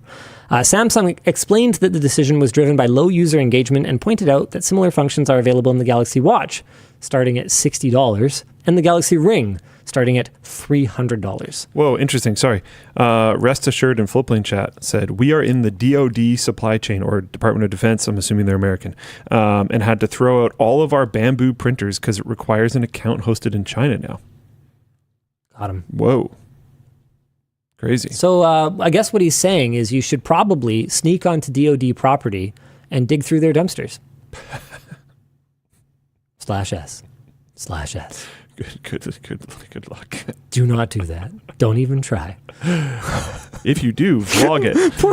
Poor chat. No, guys. If you do vlog it, it's just a prank, bro. Contact Shai. It's just a prank. Anyways. A Redditor has written a script to put words in my mouth. Little did he know, he doesn't need a script for that. He can just misquote me by snipping out context. Redditor LabTech901 wrote a script that takes clips of me saying specific words in WAN show VODs and rearranges them to make me say whatever they want. Let's have a look at some of the results here. Dan, do I have audio? No.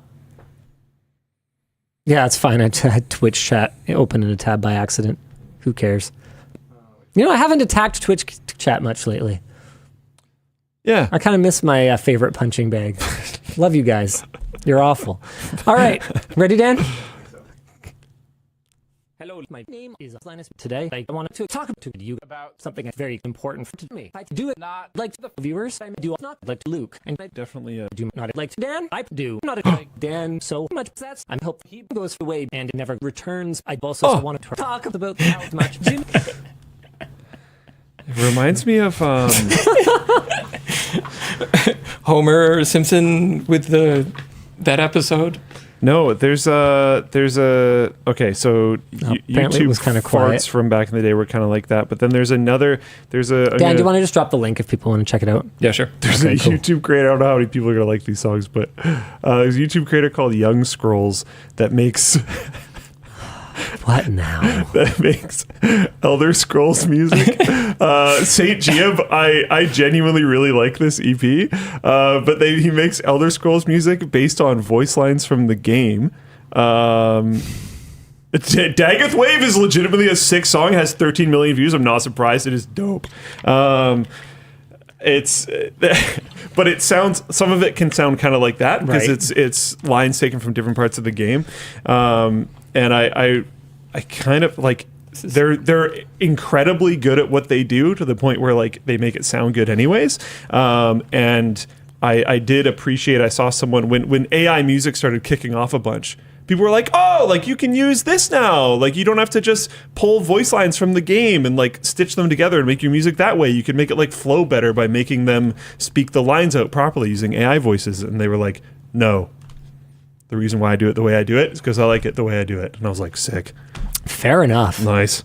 But yeah, it immediately, listening to that immediately reminded me of Young Scrolls. Dan, do you know what spiderweb cables are from that last merch message that popped up? Because I am super interested in fiber splicing and stuff too. I've wanted to do a video on that for a while. We just need to kind of find an expert to kind of walk us through it.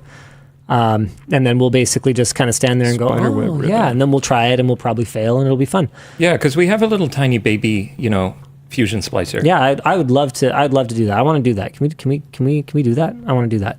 Linus, post on the forum in the video suggestion. Did you just tell me to post on the forum? Yeah. Okay. Maybe instead. I actually don't know how to tell people that we have a video idea. Internally, I mean. Oh, internally. Oh, you can just send it to Vance. Okay. Okay, cool. What else we got? Bye-bye Blu-ray. According to Tom's Hardware, Sony announced that it will end production of recordable Blu-ray discs. Also, mini disc, which they still made mini disc, MD data, and mini DV cassettes in February. The company had already discontinued recordable consumer Blu-ray and optical discs in mid-2024, and at the time indicated they would continue production for business and corporate clients until it became unprofitable. I guess it is this day. Some media outlets are mistakenly reporting this as the end of Blu-ray, but professionally replicated Blu-ray movies are not affected by this announcement, and Sony is not the only producer of blank media. Pioneer even has discs that are good for 100 years. So that's just a quick little bit I wanted to throw in there. And then finally, TikTok is back. On January 18th, 2 hours before the official ban came into effect, TikTok began shutting down its services in the US, including cutting live streams that were currently active and force rebooting the app for users who had it open. Once it was reopened, they were met with a message explaining the situation and the ban. Less than an hour later, the message was changed to explain that they're hopeful about working with President Trump to change this ban, and then less than 12 hours later, services were restored in the US with the following message. Thank you for providing the necessary clarity and assurance to our service providers that they will face no penalties for providing TikTok to over 170 million Americans and allowing over 7 million small businesses to thrive. So TikTok is back, but it has to have 50% ownership, be under a US-based company. So we will see how that goes. I think Mr. Beast is bidding for it. Oh, boy. Yeah, all right. Why don't we do LAN Show After Dark? I'm not going to lie. My mouth's getting a little sore. So you are feeling it a little bit? I'm feeling it a little bit. That makes sense. Yeah, overall it went really well. I'm very surprised. I had the uppers this time. I had the lowers last time, and I didn't go under. I just had local numbing, and they basically dug in there and got them because they were impacted. So that is to say they were covered by the gum. It was a pretty awful experience. I was knocked on my butt for a couple days. I needed the pain meds. It got a little bit infected. No dry socket, thankfully. But yeah, it sucked. And then this time, because the experience was so awful last time, when they asked me, hey, do you just want general anesthesia? I've never gone under before, and I've always been a little bit uneasy about it. Just because, very, very, very occasionally, you can, not wake up and stuff. It's still, chemicals in your body, which is not a thing I'm a huge fan of overall. But the cost difference was, negligible because, contrary to what a lot of people think, we have an imperfect healthcare system, but it isn't, just completely horrible. There are a lot of things I do like about it. There's a lot of things that are its numerous flaws. There's a lot of things that are bad about it, but there's a lot of things that are not that bad about it. Yeah. So the cost difference for going under general anesthesia was pretty minor, and I was like, you know what? Sure. Let's go for gold. So they basically injected the one thing into the IV, injected the second thing into the IV, and I kind of went, oh yeah, is that it? And I woke up. Hours later, it was shockingly fast. So anyway, yeah, so I went under general. They removed the whole thing. And then we posted a float plane exclusive of me heading in and then me coming down. This is me before, because I wouldn't be driving if I just woke up from general anesthetic. Still before. Oh. Yeah, this is me extremely high. Anyway, that's on float plane right now. But you're smiling and walking around, so it must not have been that bad, right off the hop. I don't know. I don't remember. Fair enough. So yeah, that's me. But I know you were in voice chat playing games with employees. I think on Wednesday. A day or two. Oh, really? It was Wednesday? Yeah, I think so. No, I think so. No, Tuesday. You sure? Yeah. Anyway, because I was at the gym. Anyway, after I woke up from sort of my twilight sort of first day, it's been really good. They did an amazing job. The sutures are super clean. Nothing's really gotten infected or anything. And so now work. No, this was an after work, just people having fun thing. Now I'm sitting here kind of going man, should I have even bothered going under? Because it was overall pretty good. I saw a lot of comments that are like, what is he going under general for this? It's relatively common here for people to do it. And the only reason that I did it was because the experience the first time was pretty not very good. But yeah, the tops are supposed to be easier. I guess I just was like, yeah, but how much easier? And if it doesn't change things that much, I guess I'll just do it. So yeah, I basically had a really, really fitful nap, and then was this guy for a bit. You look so out of it. Oh my goodness. I'm excited to watch that. Oh man. I'm assuming there's some Yvonne commentary too. She's filming, right? Yeah. She's the one who filmed it. Yeah. All right, After Dark. Yeah, let's do it. Yeah. There we are. All right, you ready for some merch messages? Yes. Hi, DLL. Building a new PC soon, but not sure whether to go with a 9800X3D now or wait for the 9950X3D benchmarks. What do you think about AMD's claims that the 9950 will match the 9800 gaming performance? I think it's pretty likely. I mean, most games are not going to be touching more than 8 cores these days. And so as long as they're steering everything to the right die and we're not splitting the load across CCDs, there's no real reason that a 9950X3D that I can think of should not perform about like a 9800X3D would, as long as they, give it all the power and thermal headroom that it needs, as long as you have adequate cooling on it. I mean, it's basically got a 9800X3D there, and then it has like another die with 8 more Zen 5 cores, but no 3D cache. So it all comes down to how well AMD through, microcode, working with Microsoft, all that stuff can manage the load and make sure that all the correct load is falling on all the correct cores. Hey, Lily, Luke, and Dan. After your last tooth removal, you said you didn't want to risk of going under. What changed your mind this time? I don't know, YOLO. It's pretty bad last time. Yeah, it kind of sucked I last think time. the chance of risk is pretty low. It is pretty low. It exists. Yep. And I don't know if I'd ever recommend someone do it just because I wouldn't want to be responsible for that. But I went in saying that I didn't want to do it, but then he was like, yours are growing in like sideways and stuff. You need to go under. And I was like, well. And I do wonder if me going under general, made me a compliant enough patient that they were able to really get in there and do a better job. Like I actually do kind of wonder that. Was also mentioned. Mine were like really far back and they were like, we're going to have to torque your jaw around like a lot. So it's better if it's kind of droopy. I don't know. Nice. And the tongue, as far as my understanding goes, right, can be really annoying if you're like awake. Right. Yeah. Anyways, I don't know. I don't know what I'm talking about. Linus the short, Luke the tall, and Dan the man. Is there any decision that you have made recently that, I don't know, that you from 10 years ago wouldn't agree with, or vice versa? And why can't staff swear even in Floatplane exclusives? Sure. I'm going to take the easy cop-out answer, and I wouldn't have gone under general 10 years ago, but I'm just like, yeah, whatever. Screw it. Go for it. I don't know. As I get older, in some ways, I'm getting like way more conservative, but as I get older, in some ways, I'm also getting way more YOLO. So I don't know how to reconcile that. To clarify, conservative as in... like in terms of being risk averse. Yeah. There you go. Anywho, We'll just sit on that for a minute. As for whether staff can't swear, they absolutely can. We just bleep it. Yeah. Yeah, people f***ing swear all the f***ing time in this office. It's f***ing unprofessional is what it is. My bad. I learned from Luke. I'm trying to get better. I'm actually actively working on it. It's not working very well, but I'm trying. I think it's more punctual now.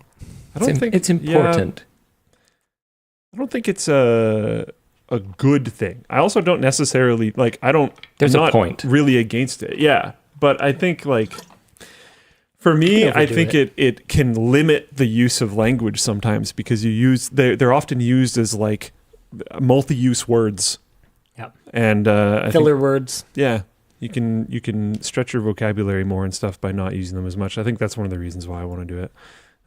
Perchance. I'm never going to like completely stop, but yeah, I think also being better at reining it in around certain company, like kids or whatever else, would be good.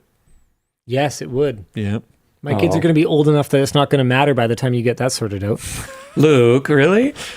Yeah, it's not great. My biggest problem is generally when we're like playing games because I'll you get hype. Well, and I'm just like on WAN show I don't because my brain like switches into this mode. But when I'm playing games, gaming with my bros. I'm in gaming with my bros mode, so my brain isn't like thinking like, oh yeah, don't say that. I don't know. It's not great. It doesn't feel like a good look. Being able to control it better. What about decisions you made recently that you from 10 years ago wouldn't agree with?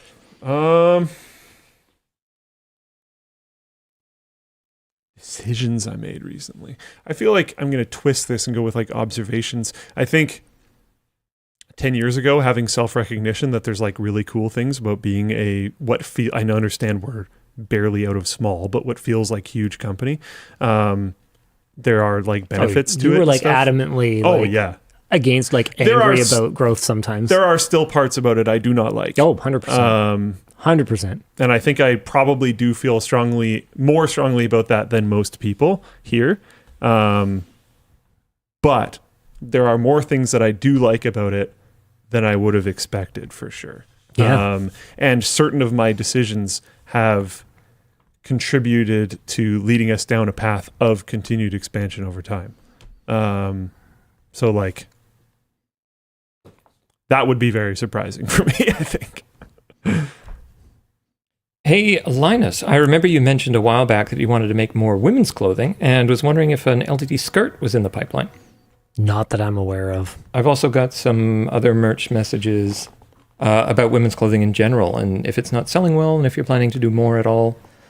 No, it hasn't sold particularly well. I don't think we've lost money, but I think overall we have not made any money on it. So there's a significant opportunity cost there when our team is working hard and building what I believe are really good products. Like our women's clothing was really good. And it not selling, I mean, that just, it's discouraging across the board, right? Both for the bean counters and for the people that pour, you got to think about it, right? Like they pour their life, into what they create. We take that kind of thing really seriously. We don't want to waste our time, right? And so if we're making something really great and ultimately, it's not resonating, it's not resonating enough, then we'd rather create something that makes more people really happy. It's a natural thing, and whether that's right or not, we could debate about that till the cows come home. But at the end of the day, like think about your own dopamine hit, right? Like if you post something on Reddit and it gets 4 upvotes, or you post something on Reddit and it gets 40,000 upvotes, which one makes you feel better?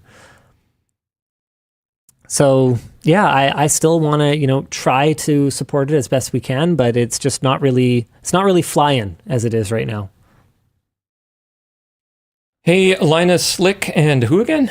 If you had to choose whether to turn off the taps for hardware or software development forever, which would you choose? Thanks for keeping it positive, you guys. In the context where you say hardware and software, it really makes it sound like you're talking about electronics hardware, in which case, to your knowledge, we aren't doing any of that. And we certainly can't turn off software development. I don't think he means like at the company. Yeah, no, in general. Oh. I think this is more like a traditional what if. I'd rather have all the hardware we have today forever and continue seeing software develop. You find new innovative ways to use it. No question. That's not even... I mean, unless you disagree. Hit me. No, yeah, I think so, I guess. Like, really, do you want to play all the same games that you play today on, like, faster and faster hardware? They would have to optimize the games. I actually pitched a video internally today called "Game Developers Are Not Lazy," because this is just a completely fucking bullshit argument.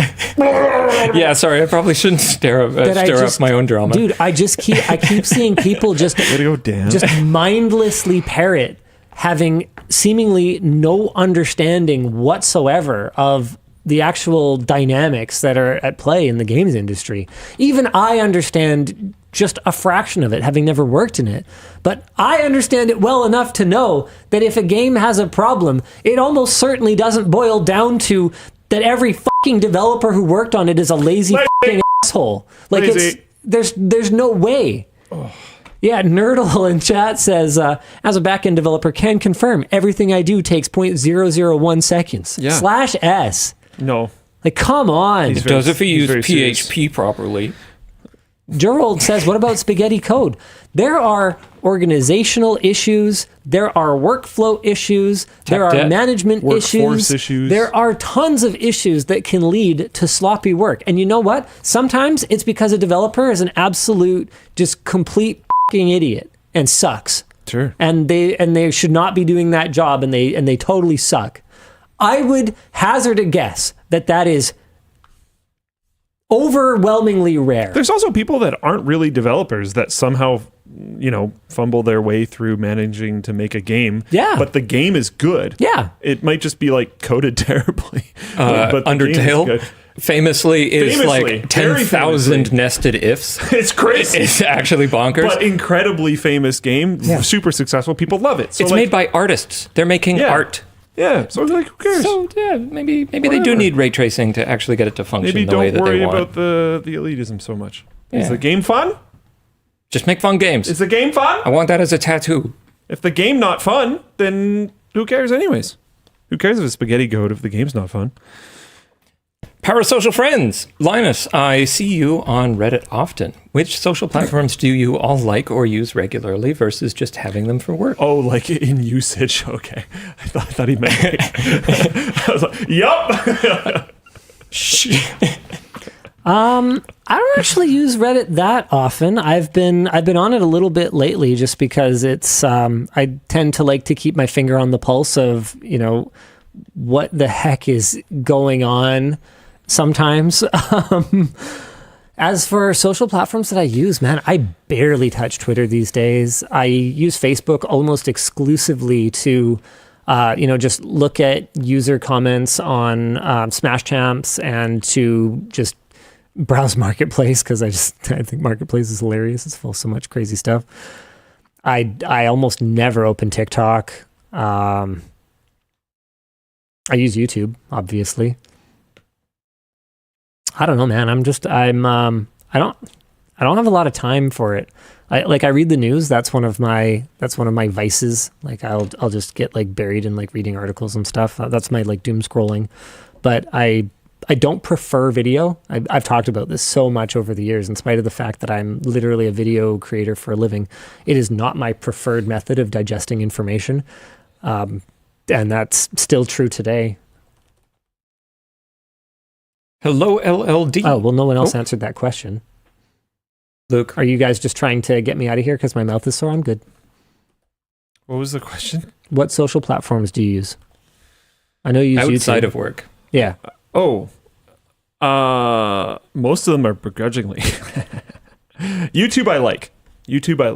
The one thing I don't like about YouTube right now is I don't know what's going on with my phone, but it'll get in this thing where every time I unlock my phone, if YouTube is one of the things that is open, not even if it's the most previous one that was open, if it's one of the things that'll open, the second I unlock the phone, it will bring it to front. Nice. And Got him. it will bring a short up. Nice. And start playing it. Wow. That should actually be illegal. I wasn't watching shorts. YouTube was not the most recently Can we opened ban app. dark patterns like that? What the heck is going wild. on? I don't know if this is a specific, I don't know. I'm only the one having this problem I haven't thing. seen it. I have no idea. But that's been happening to me a bunch, and it's been really annoying. I've also had I don't know. I've had stuff like that that's very frustrating. But I do generally like YouTube. I begrudgingly use Twitter. People are saying they've seen it. Yeah, same Interesting. issue. Yeah. Okay. I don't know what that is, but that's really annoying. Especially when if I'm out in public and it starts randomly playing some short of some dude like screaming something, I don't. Dude, that's wild. What do you mean? I don't want this to happen right now. Anyways, I begrudgingly use Twitter. I begrudgingly use Facebook. There's old high school contacts, family members, stuff like that. Facebook is the new phone book. Yep. Yeah. Especially extended family. There is no white pages anymore. So what the heck am I supposed to do if I need to contact somebody? If I'm messaging you one time every 5 years, it's probably on Facebook. I have most of the annoying text messaging apps because everybody has their favorite flavor. Discord and YouTube are probably the only ones that I'm fairly happily using. Okay. Yeah. Hello, LLD. With NVIDIA's showcase at CES, do you ever think that LTT will ever integrate robots into the staff? And if so, how? Ever is a big word. I mean... Ever is a massive word. Yeah, I have a hard time imagining a future where we would be sophisticated enough to have a digital twin version of our warehouse that our AI robots use to navigate the real one to help Jamie lift things. It feels science fiction and comical, but the flip side of that is 10 years ago, a lot of what we do today would have seemed completely out of reach. The way that LED lighting has changed the cost calculation for media production. Didn't see that one coming. Oh, Tynan says depends on what you call a robot. That's a pretty good point. What about a 3D printer? That's a very good point. I mean, yeah, robots are everywhere. What about a robot vacuum? Sure. I would totally deploy robot vacuums to this place if I thought that they could actually navigate our mess. Oh, yeah. Would like a standing robot just be like a CNC humanoid? Because technically all robots are CNC machines. One of my pet peeves is people saying just CNC instead of CNC router or CNC mill.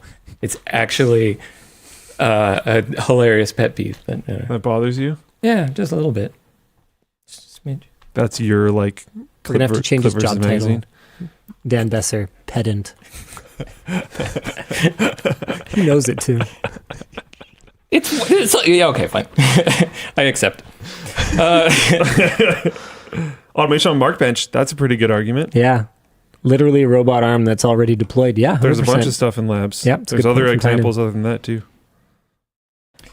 Hi, DLL. Have you seen the 3D benchy controversy? Interested in your thoughts about enforcing copyright after years of being so lax. I've only peripherally noticed it. It seems kind of annoying. So basically, someone owns the copyright for the benchy model that everyone uses as their kind of benchmark for 3D printers. And finally, someone either did they acquire it, or they're finally after so many years they're enforcing it and not letting people freely distribute it. Oh, the little boat? Yeah, and it's just apparently the controversy is not true. So there you go. Oh. It's misunderstood. Give me a sec to find the link, says Rysaw. So there you go. Let's just... My understanding is it has something to do with modifying it and then redistributing it. Sure. Because then it's not a benchmark anymore. But now we have Bodhi. I don't know. Oh my God, who cares? Because yeah, exactly. It's a bench that is now the new benchmark called Bodhi. Okay. Sure. Now I need to see it. Of course it is. Bodhi. It's such a wonderful community. I love all of them. Oh, Bodhi, 3D print. Yeah, so what am I even looking? 3D Bodhi. Yeah, 3D Bodhi. There you go. Okay, 3D Bodhi. It's got same sort of overhang, bridging test. Okay. Bodhi, the benchmark. Okay. All right. Sure. Yeah. If there was anyone who was gonna maliciously comply this hard, it would be the 3D printing community. So good on you guys. That makes sense. Artistic nerds. That makes a lot of sense. The best. Yeah. All right. Let's see. You should really have you talked to Labs Web, Dan? Not really. Maybe just occasionally. You two should chat at some time. That would be nice. Yeah. Hi, DLL. As someone currently watching their country burn down, are there any steps someone can take to prepare for moving without having a job lined up? Honestly, not really. I have people reach out all the time, wanting to move to Canada to work at LMG. And every time I'm just yeah, I can't explain this because it seems especially over the last few years, we were importing people at a historical rate. I shouldn't say it seems because over the last few years, we've been importing people at an historical rate. And yet, if I have a qualified international candidate, I have to go through all this paperwork and almost LMIA and yeah, I spend a ton of money and freaking can't get people in here. And I've never been able to kind of bridge those two facts in my mind. And so whenever people reach out to me from somewhere else, I'm basically just dude, I got no idea, because as someone who's already here, I have flipping no clue how to facilitate getting people here. It's seemed incredibly complicated, even in some cases for people with, that are young and able to work and have decent credentials. And it's just nah. It's okay, so then just randoms then? Okay, sure, fine. Cool. Hey, LLD, question for Linus. What was it like for you during the procedure for getting your wisdom teeth removed, coming from someone who's going to have the same procedure later this year or next? Couldn't tell you. Don't remember any of it. Really the best advice I can give you is to, talk to your dental professional and ask them what it's going to be like, because they're going to be the ones that know your case the best. And my sample size is of 2. I've had this procedure twice. Both times it was different. So really it's 2 sample sizes of 1 if we want to be very Dan about it. Hey, I did the same thing. I had No, be pedantic about it. Yeah, don't. It's okay. No, what you actually meant to say was no. I'm just not. You're editing anyway. All right, thank you. Anyway, talk to your dental professional. They're gonna have the best insight and the most experience to share with you. Hi, DLL. What's the one most impressive thing someone has done in a non-technical job interview with LMG? I haven't interviewed anyone in like 7 years, probably. So. Every single interview I've done has been a technical interview. Cool. Sorry. Hey, my big L's. I know you guys are no longer in the underwear business, but me and my fiance love them and need more. Any brands you would give an approval for a similar fit and feel? Prove we're not in the underwear business. We've actually got new samples from a new supplier that I am wearing yesterday that are looking really promising. So there you go. Yeah, Friday's thong day. Let's see. Hey, Linus, you sometimes use the phrase "UND EXACTLY one" for emphasis. Is that a reference to something, or did you make it up? It's kind of inspired by John Cleese's character in Fawlty Towers when he puts on a German accent when he's talking to the Germans that stay in the hotel. I don't know. I just think it's funny. Precision and Germanness. UND EXACTLY one! My home lab got hit by ransomware last week, and I lost terabytes of raw video and photos. Oh, I'm so sorry to hear that. Any advice on the possibility of data recovery, cleanup, and future security enhancement? I mean, at the end of the day, data safety comes down to 3, 2, 1, right? Like 3 copies in at least 2 locations. Bloody hell, what's the one? Hit me. 1 offsite, 2 formats. 1 offsite, 2 formats. Yeah, 1 offsite. 3 versions, yeah. Yeah. Yeah. As for recovery, man, that's a challenge, right? Because there's lots of smaller recovery places that might do a great job, or they might be a fly-by-night loser that's going to do more damage than good. There are your reputable data recovery guys, but I promise you, even they could end up doing more damage than good. So that's number 1. And then number 2 is you will pay, unless that footage is of the orchestration of the JFK assassination or something, you're going to pay more for it to recover it than it is worth. Other than just, saying I get it and I've gone through data loss before and it really sucks. There's not really a lot that I can offer you. That blows. Obviously I made that investment into HexOS to make it hopefully easier for kind of techie people, but not necessarily, networking command line people to have buddy backup and cloud backups enabled really easily on DIY hardware. But that particular feature is not rolled out yet. Hopefully I'll have exciting news to share in the future, but for now, not much. Yeah, I take my most important files to the cloud nightly. Let's see, what else do we have here? Hey DLL, how is the glow-in-the-dark holding up on the Taycan? Is it just as strong as when the wrap was first applied? How long does dbrand expect it to last? Should last as long as pretty much any glow-in-the-dark thing that you have, which is to say that I believe the effect does fade a little bit over time, but no, it still works pretty good. Do you still charge it when you leave your house? No, that was a really cool and fun project, and it looks really cool when you first pull out of the garage, but realistically there's enough. If I was somewhere else, it would be super cool, but there's enough light in my area that within probably 5 minutes, you can't make it out too well anyway. So I was like, okay, well, this is kind of an obstacle in my garage. Right. And besides, I have some other cool plans for those black lights. I want to take them to Smash Champs and set them up in the lighting grid, or not grid, but in the side lights for the courts. And I want to do disco badminton. Cool. Disco bowling. Yeah. So yeah, the nylon shuttles do fluoresce, at least the Yonex ones do.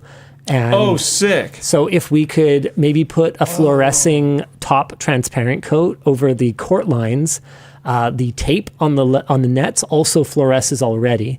So that could be freaking cool. That's sweet. It was not the kind of thing we'd do all the time, but it was like once a quarter or something, doing disco badminton night or something. I think people would come out for that. Yeah, I suspect it would be pretty popular. You might be able to do it more often than that. And then I would do it over on the LAN party side. so that if we wanted to switch out the house lights and turn on all black lights for the LAN, then we could. Which I think would be pretty cool. That's pretty cool. Yeah. Get some Chauvet hex bars in there. It'll be fun. I've got a couple more. Yeah. I've got a couple. I assume that's a really cool light. Yeah, they're like the moving head things, and they swing about Cool. they're in clubs and stuff. Hi, LLD. First time buying from LTT since I started watching you in 2020. I'll be traveling for the first time to Tokyo. What would be your must-see shops or sites and favorite meal and drink? Ooh, it's not in Tokyo, but my highlight for sure was when we took the Shinkansen to the Deer Park in Okay. When I travel with my family, I'm not really like a travel guy. I'm just there to like help wrangle kids and make life less stressful for everyone else. People are saying Nara. Nara. I do whatever. So I just like, I go where I'm told to go and do what I'm told to do. And, Yvonne and the kids, they like do lots of cool stuff and that's super cool. But Nara was really great. So that was really cool. I'm sure you'll get lots of great recommendations, by the way, in, the float plane chat. But in terms of my recommendations, sure, Deer Park. It's pretty sick. Not in Tokyo, so sorry about that. The Mario Kart, go-karts on the street thing was overrated. I'll say that. Yeah, I kind of always assumed that. Yeah, whatever, I'm here. Yeah, sure. Yeah. Hey, Tech Napoleon, Lafreniere, and I guess Dan. Linus, what's the last video you've fully written which wasn't a challenge video? Also, what are a few projects or videos you've canceled? Last video fully written. I don't know, canceled projects. Cancel things all the time. I honestly do not remember. It's going to be a lot easier for me to try and figure out this last thing I've written one. Not title contains. Why don't you have Luke do one in the meantime, and then I can try and bring up a list of videos. And then only one left. Only one left. Hey, DLL, I broke a $4,000 printer at work due to poor documentation from the manufacturer. Are there any things you broke or damaged because of this? No, but what I can say is that we at Floatplane, as in I think actually most of the teams at this point, have found and corrected software documentation for other companies before. Nice. I can think of, honestly, quite a few right off the top of my head where we'll be like, hey, this thing doesn't work. We're following your documentation. Here's all the details. We think it's like maybe this other way. And they'll get back to us and be like, that documentation is wrong. Cool. Here's the stuff. Cool, blah, cool, blah, cool. blah. It's like, oh, cool. Cool. I'm so happy we spent all that time trying to figure that out.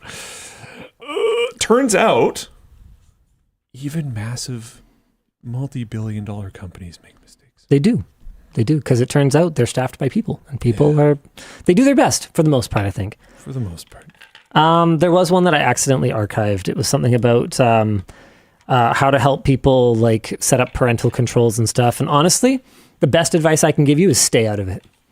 Let them figure out their stuff, and if they're not willing to put in the work, then you shouldn't be giving them tech support on how to manage parental controls, because at the best of times, they're an absolute cluster bomb. They are terrible. I still remember spending like an hour trying to figure out how to join a Minecraft Dungeons game with my kids, in spite of the fact, because they're minors and I'm not, in spite of the fact that I am literally set up as the parent in our family unit. You'd think that would allow it. So annoying. Okay, so yeah, let me get back to your question. So here's our dashboard. Celebrity Tech Scam, that's Alex. Nintendo Switch 2, that's David. $20,000 server, that's Jake. Ray tracing is mandatory now. Oh, that was a team effort, but I think it was Adam that got it across the line. Every RTX 5090 at CES, that was collaborative. My new TV sucks again. This was written by me, and Alex's sections were written by him with a little bit of me kind of laying out which beats I wanted. Unreleased AMD thing, that was me. First to game on the RTX 5090, that was me. I've never been this angry and confused before. This was, who did this one? I believe this this was Ploof. SteamOS, this was Jordan. So let's see. Let's find a not CES content piece that I wrote start to finish. Sorry, mom needs a tablet. Wife threw a gaming thing. We have a really talented writing team, and they do a lot. AMD upgrades are very ad lib, so you could kind of think of those as being largely kind of written by me, but also like not really written in that sense.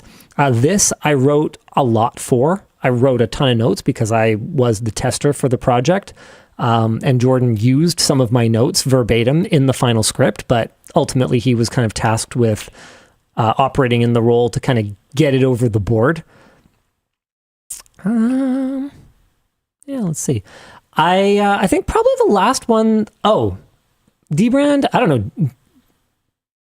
Yeah, no. I mean, yeah, very like kind of written by me in the sense that I was there. Jake did a great job of the HexOS reveal. I think probably the last one that I wrote start to finish would have been the Equinix tour. Yeah. Let's go with Equinix tour. Yeah, there it is. So this one, I basically got briefed by them, wrote it, hosted it, and then came home. That's all I got? No, that's all I got. That's all I got too. Yeah. That's all we got. That's all we got. Hopefully next week is a little less ridiculous. What are the odds? I think most betting sites would not say favorable. 40-1. Interesting. What about the Magic 8 Ball? What does the Magic 8 Ball say? There's got to be a web Magic 8 Ball. Magic 8 Ball, come on. Here we go. Ask the 8 Ball. Here we go. What is your question? We don't have to type it, do we? No, you just ask it. Oh, look at the ads on this site. Good Lord. Wow. Okay, so hold on. Okay. Sure. So will next week's WAN show be less ridiculous? There you go. So this is Linus mode. You can't see the ads. Here we go. You may rely on it. Oh. All right. Well, we'll see you again next week. Same bad time, same bad channel. Bye.